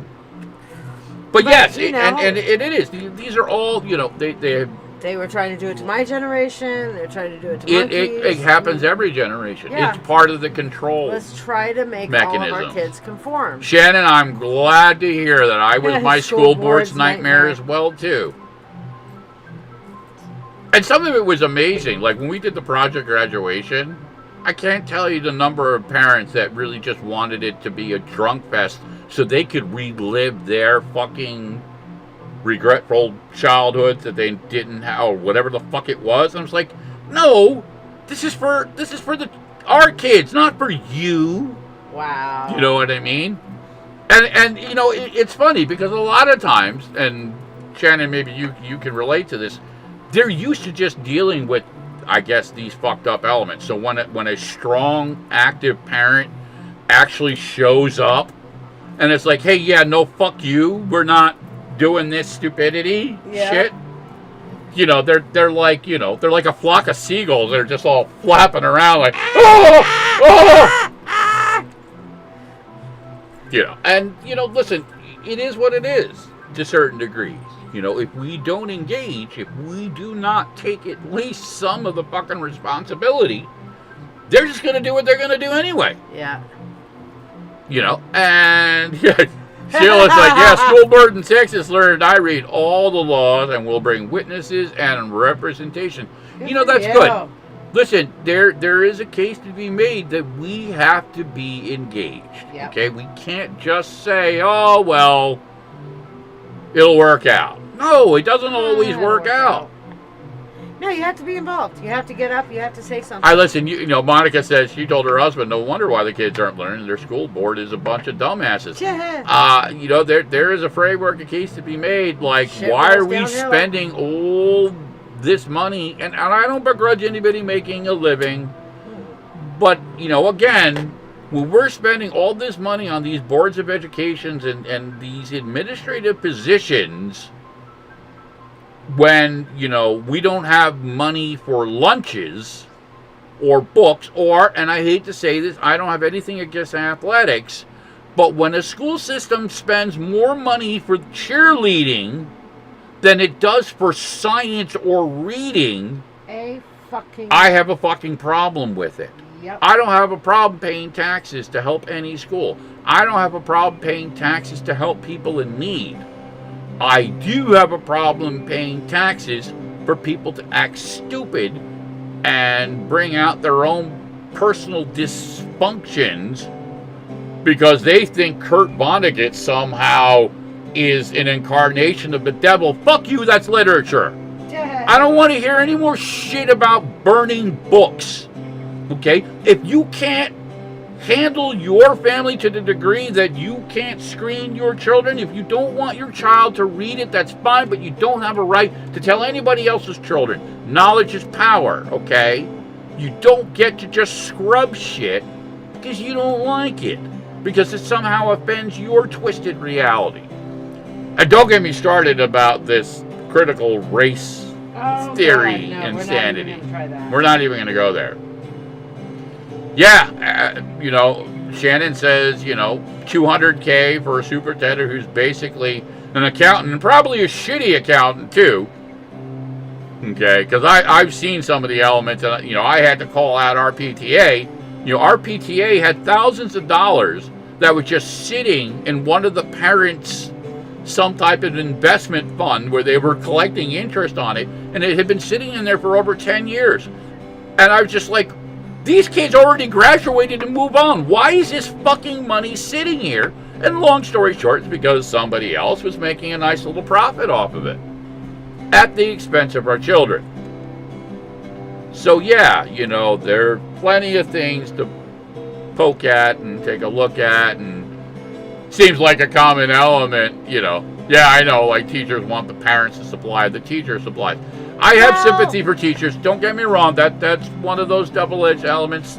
Some school systems are fucked up. Most school systems don't. And the teachers are not supported correctly. They spend most of their own money on the supplies that they buy. It's not. Yeah, I know teachers who've had to do that as well too, and there is no excuse for that. Well, a good teacher that hasn't. I mean, most of the teachers I know and my adopted mother was a teacher, and so I spent a lot of time around the education system and teachers, and they were all out there spending their own money on their school supplies and stuff.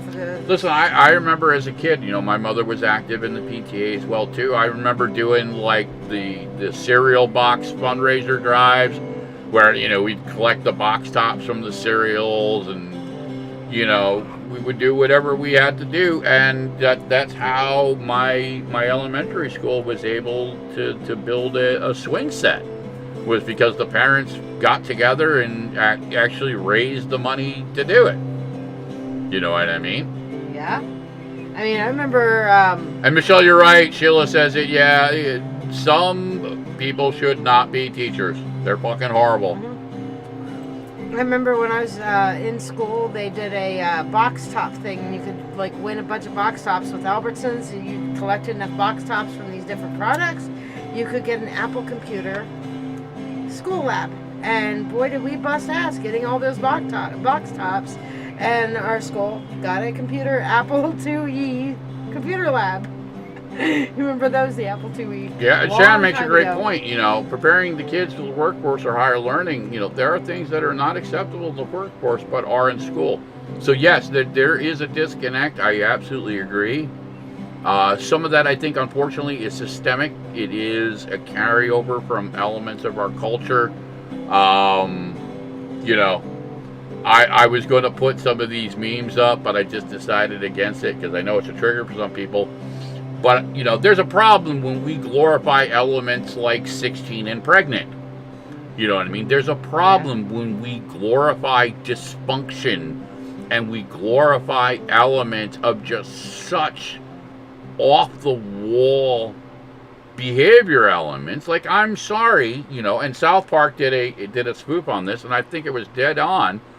And it was the Paris Hilton horror show, basically, where all the 9 and 10-year-old girls were being dragged out to the malls by their mothers to make them as fucking hoary as possible, because all of a sudden this was the Paris Hilton way. So all the young women now have to follow in this fucking glorified, shitty fucking context, or your Cardi B's. And again, I'm not trying to take away from their music or them as women, but just as much as we need to call men out for objectifying women, we need to call out the women that are setting these ridiculous standards. It's okay to be a female musician. It's not okay, in my humble opinion, personally, as a parent and as a man, to try and send the wet-ass pussy message to a 9-year-old girl. Okay? There's no framework for it. We have to do better. Now, that doesn't mean you don't get to express and say what you want. Say whatever the fuck you want to say. But there are consequences. We have to look at this and say, well, what happens now? Not everybody is equal. Not everybody is as educated. Not everybody is capable. It's not because they're less than or because of anything more. Sometimes it's economics. Sometimes it's just fucking bad timing. Yeah. But if we don't have honest conversations and if we don't deal with it honestly, then you have what ends up becoming these patterns of emulation, where children are emulating. Where do you think, again, some of these elements of these kids with the school shootings and stuff, they go on to games like Grand Theft Auto and they run around shooting people. They're completely desensitized. Yes on that, but at the same point, it's not just that. It's not, but it is a piece. It's a piece of the puzzle. We just can't sit there and blame it on video games, but we can't turn around and exempt the video games from the equation. It's a total thing of that, with a lack of morals. I mean, your kid, he's played video games, but you taught him the time character. Right, you have to, again, frame it. I don't have a problem when women want to dress seductively, or if they want to sexualize themselves They have that right as adults. The problem becomes for children when it's being emulated and put into a context now that says, if you don't act like this, if you don't look like this, if you don't dress like this, if you don't talk like this, if you don't suck that boy's dick, somehow you're less than. Right. Think about how this now sets the stage for further dysfunctions, further traumas, and further patterns of insanity. I agree. That carry over generation to generation. And what ends up happening? You have broken systems. Yeah. Angela, that's a very good. Angela makes a very yes. great point. You know what? And I'm going to do this so everybody can see this. I know you set this up before. All the way down. All the way down, and I'm going to yes. There we go. I'm going to actually put the chat up there so everybody can see the chat that's actually going on. Monica says, yes, they complain about being womenized, but dressed like sluts doing shit they shouldn't be doing. I mean, there are some points where people say, oh, women should be able to dress how they want. And they should. And I agree with that. So but there's a point to where, hey, we need to at least draw a line to where we're not inviting. We're saying, hey, I choose to be this way. Listen, I mean, again, I understand the context, but if we're going to, again, have the honest, as a musician, my enjoyment of your music has nothing to do with whether or not your titties are flopping in the video. If I want to watch porn, I'll watch porn. I don't need porn in my music. Okay? Personally. Disconnect. There's a fine line you there. Don't need to sexualize. No, women do not need to be over-sexualizing ourselves and setting ourselves up for issues. At the same point, we should be able to wear what the fuck we want. So we have to look at that fine line. And that, where is it to where we're dressing sexy? Like, I love things that show my cleavage, okay? I have good boobs. I like my boobs, all right? It's context. But I want to be able to wear that without having somebody just glue their eyes to my breasts. Well, I mean, again, if you glance, some elements, you can't control. Like, again, if you're going to go out and you're going to present that element, now somebody's going to glance. These, unfortunately, now become the consequences. And I think... I think it was said very well in that aspect. Monica said it. Mm-hmm. And Dave Chappelle makes this joke. You dress like a whore, but you're now upset when you're treated like a whore. Yeah. And it's like, okay, well, mixed messages. Now, that doesn't mean that somebody has the right to put their hands on you or just to assume. But you also can't get pissed off where, I'm sorry, if your asshole is hanging out in the breeze and you walk by and somebody decides to turn to the side and look at your gaping asshole. Right. Because you put it out there for everybody to see. That is the thing. You can't get mad at somebody. And Michelle says it great. Everybody should wear what makes them feel comfortable. Fuck everyone else. However, again, within reason. I don't want my kid's teacher showing up in a thong and a ball gag to teach. As mentioned by somebody earlier, there are certain elements of work ethics, standards. But like Angela says, no one has the right to hurt anyone based upon that. And I absolutely agree. That is a different framework. Yes. Different framework. But also in the same element, when certain things carry over, so now the message is sent. So now it's emulated. You know what I mean? People want to be cool. They want to be accepted. Yeah, and Barb, that is a double standard. You're right. That is a great point as well, too. That somehow once a woman has slept with somebody, it's not okay. But guys, oh yeah, they're virile. If you're a guy and you go into a locker room and say you're a virgin, they'll look at you I lived that.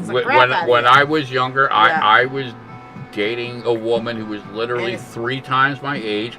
I was still technically a child, and our relationship technically would have been qualified as rape. Yeah. But unfortunately, the double standard, I was a hero. I was the guy. Because I had an older hot woman because I was a young guitar player. You know what I mean? Now, in fairness and in full disclosure, yeah, I had a Mrs. Robinson, and let me tell you, it did a lot of damage. Damage that I could not even recognize until much later in life, unfortunately.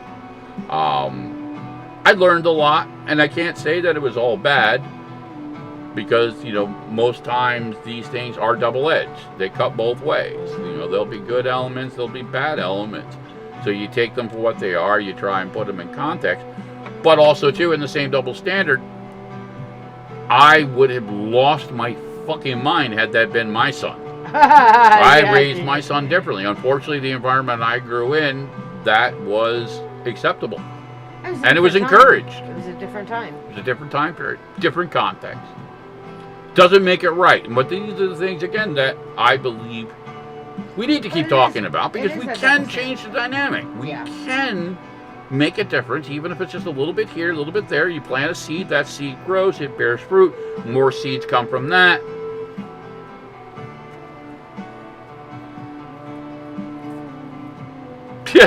Shannon's like, my son is 13 now, and I don't allow him to wear sweatpants to school because puberty.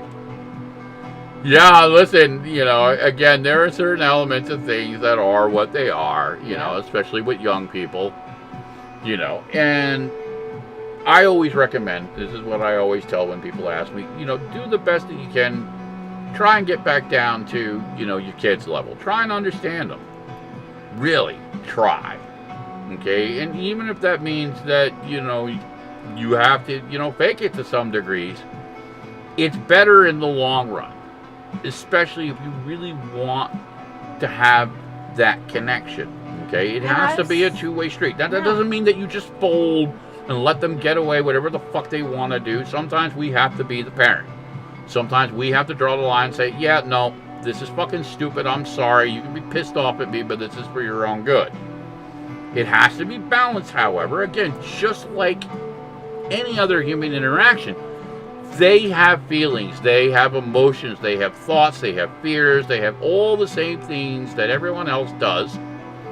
So we have to take that and add that into the equation.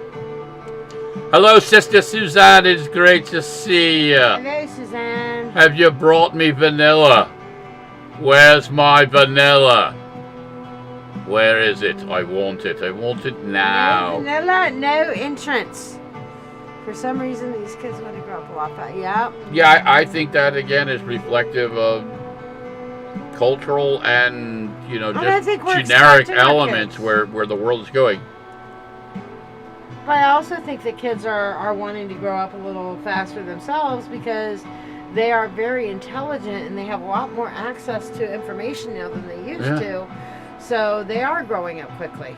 Now, what do you mean Suzanne says you made a Tuesday show with vanilla cookies?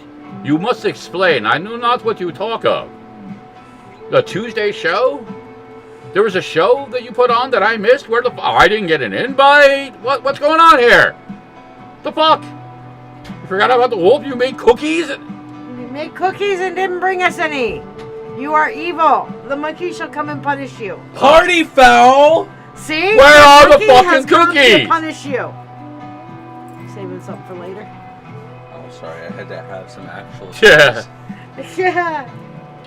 So, you brought cookies. Wait, isn't yes, today is Tuesday. Yes. So where are the fucking cookies? Yes, it's Cookies Day.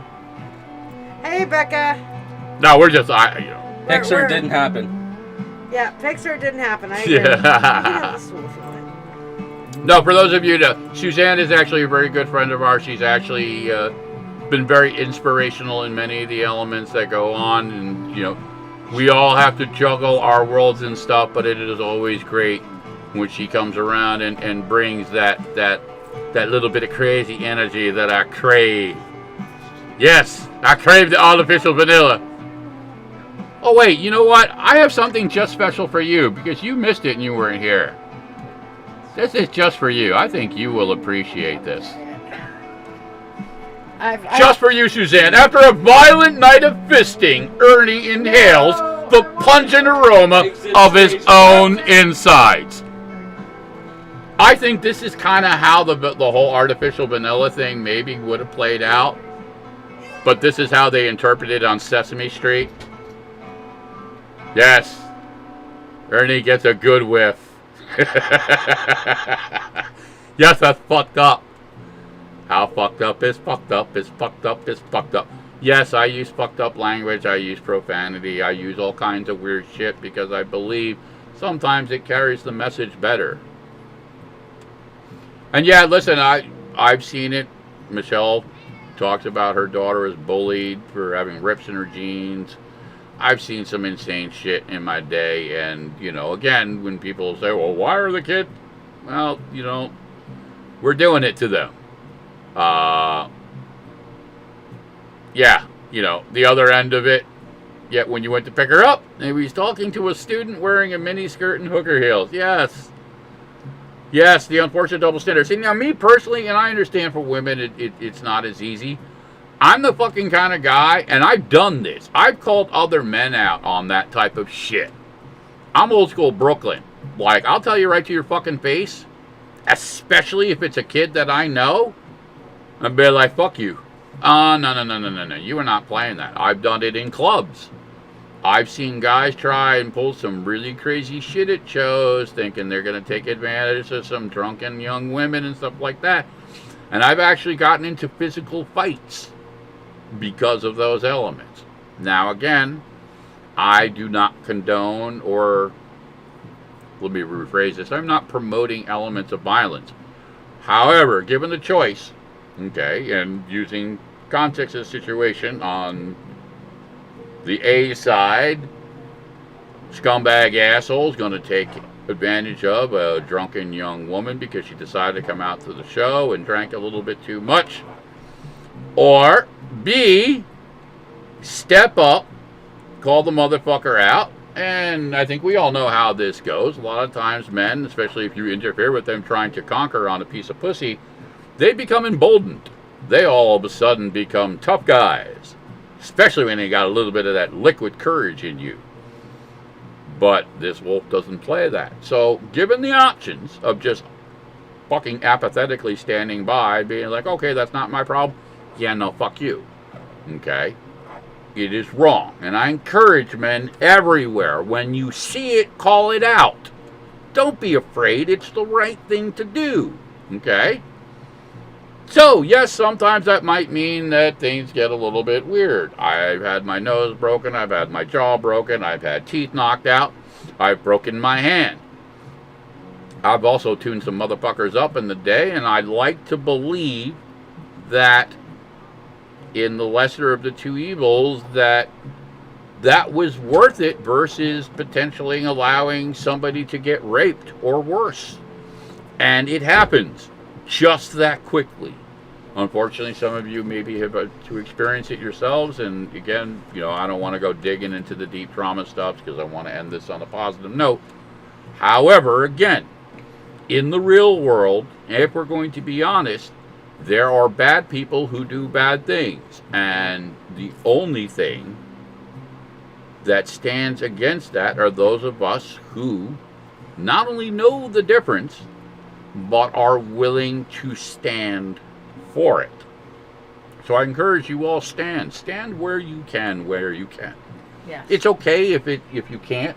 Like, again, there are certain contexts and analogies. You know, if you're in a situation and there are 5 guys with machine guns and all you have is a toothbrush, yeah, that's probably not the situation to step up. It's not going to feel good. I empathize. I get you. But sometimes we have to use common sense, okay?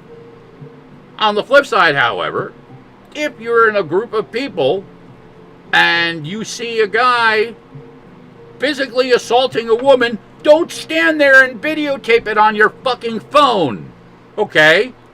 Help the woman. Rally the people around you. Get her away from the situation. Then you can tar and motherfucking feather the guy who's the asshole and fucking record that to your fucking heart's content. Yep. Okay? Don't allow the insanity to go down, okay? That is the simplest thing to some degrees that we can do. Even if that just simply means deflecting against a situation. You don't have to always physically get involved. There are other ways, other things we can do to distract, to change the dynamic, you know, whatever, however. The point is, make an effort. Yeah. Don't just sit idly by. Don't just let it roll past you. And again, this is really, again, more so for the men out there. Don't be part of it. Don't be a jerk. let it be, because it's bad enough. Because listen, I mean, again, I've said this before, I'm going to say it again. It pisses me the fuck off that myself and my son have to carry the weight for every other fucking scumbag that's come before us. I get it. I accept it. But also in the same instant, when I catch the motherfuckers in play, you are going to get a little bit extra, because I'm tired of it. I'm tired of having to see and hear this conversation constantly. We should be able to do better. AKA, that means you don't get just to pull your dick out whenever you want. All right? That shit's over. The end. Amen. No more of that. All right? You don't. No means no. Women don't really. It's a find simple that concept. And if that means we got to cancel all you motherfuckers, guess what? A lot of cancellations coming down. Cancel. Suzanne, great way to close the night. And I'm going to quote her. Look, I had the perfect cup made for myself, exposing and describing myself. It says, I'm not sugar and spice and everything nice. I'm sage and hood and wish a motherfucking would. Yep. Hell yeah. Yeah, listen, I have a code. Unfortunately, I will not, unless it is a life or death situation, I will not resort to violence with a woman. Unfortunately, my experiences growing up with my father, it is one of those just, it's the unbreakable curse. You know what I mean? I can't. And I was abused in my marriage because of that. I took it out on other people. No, listen, true story. I couldn't put my hands on her. I was not going to set that example. But a couple of the guys that she fucked around with took hella ass whoopings. I mean, fucking ass whoopings. Again, I say that jokingly. It's not to be proud. These were moments in time that had to be dealt with, and I'm not going to bore you all with the details. But anyway. Corporate America has gone far too far this time.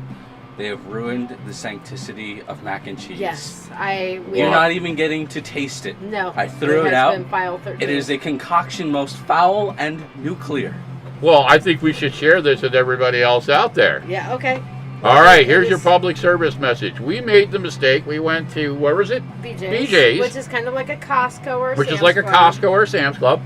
And we got a big box of the new Cheetos mac and cheese. Now, I love Cheetos. I fucking love Cheetos. No, it's the actual Cheetos brand macaroni and cheese. It's the Chester Cheeto, the beloved Chester Cheeto, the Cheeto. And he just tried making some of it up, and it's fucked up. It's foul. It's foul. It has absolutely no taste at first, and then it's unnatural. Yes. Nuclear. So he just threw all that shit out. After I took a taste of it.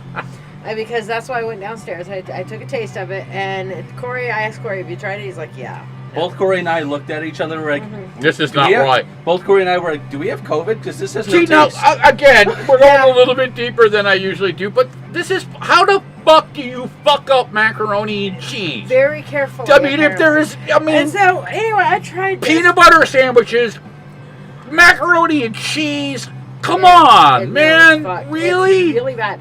It's bad enough that I went. We can't even get that right anymore. It's like my childhood is lost. It's just like I can't even enjoy macaroni and cheese anymore. And you didn't even try it. We should have made them. We should have saved them. No, I would have lost my fucking mind. He would have lost his mind. His appetite. His night would have been ruined. Yeah, all the rest of us have saved you from this. Monkey's like, am I just missing something? So I went down to taste it at his request, and I'm like, yeah. I am the cheese queen. I love cheese. And I ate a piece of olive loaf with mustard on it to get the taste out of my mouth. So again, congratulations to Ash Buck again for winning the December Trivia Scavenger. Michelle Myers for coming in second place. We will definitely be speaking to you guys soon. We will be putting out there for the next contest. It's going to be a little bit different, a little bit more interactive, and I think a whole lot of fun. Yep. But again, thank you, everybody, for your love and support. Know that you are loved in return. And we will see you tomorrow night, 8 p.m. Eastern Standard Time for What the Fuck Wednesday Live. I'm going to be doing a healing candle tomorrow. She's going to be doing a healing candle. Open for everybody. Open for everybody. healing candle. So if you Nice way to or start the anybody year. else that you know that are in need of those healing energies, the candle will be for all. And I'm going on motherfucking Google and I'm writing me a fucking review. I can't believe they fucked up macaroni and cheese. This is unacceptable. I gotta go. Yeah. Listen, I got shit I gotta do. I'll be back. We're gonna talk about this more. Fuck that. Fuck that. Fuck that. That's bullshit. Fuck up my mac and cheese. You know what? I can't even leave. This is fucked up. Fucked up your mac. They're just taking everything. You know, It's fucking. bad. They're killing the planet. Fucking oceans are rising, and now mac and cheese is fucked up. So yeah, don't get the Cheetos mac and cheese. I love Cheetos. I'm the cheese queen. It's and a I say no. crime. Oh, believe me, it is a crime. Fuck.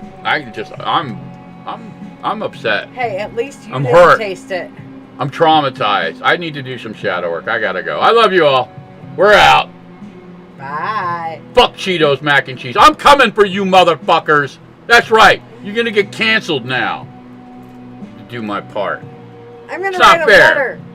No more children should have to be traumatized. Yeah, I know. Monica's like, just stick to the Velveeta and you'll be I good. like the Kraft Blue Box. Listen, I grew up on the Kraft Blue Box. There's just something, something about it. And, I mean, it's not a hard bread. I mean, again, it's fucking macaroni and cheese, man. No, it's Really? not. That was whatever Just that was fucking, not. yeah, it's macaroni obviously and not. cheese. It's something It horrible. was macaroni and I don't All right, know we've what the gone hell. too far. It's yep. We must run. We can no longer complain. Fuck that. Hell no, no GMO mac and cheese. Fucking. Ugh. Never again. Peace out.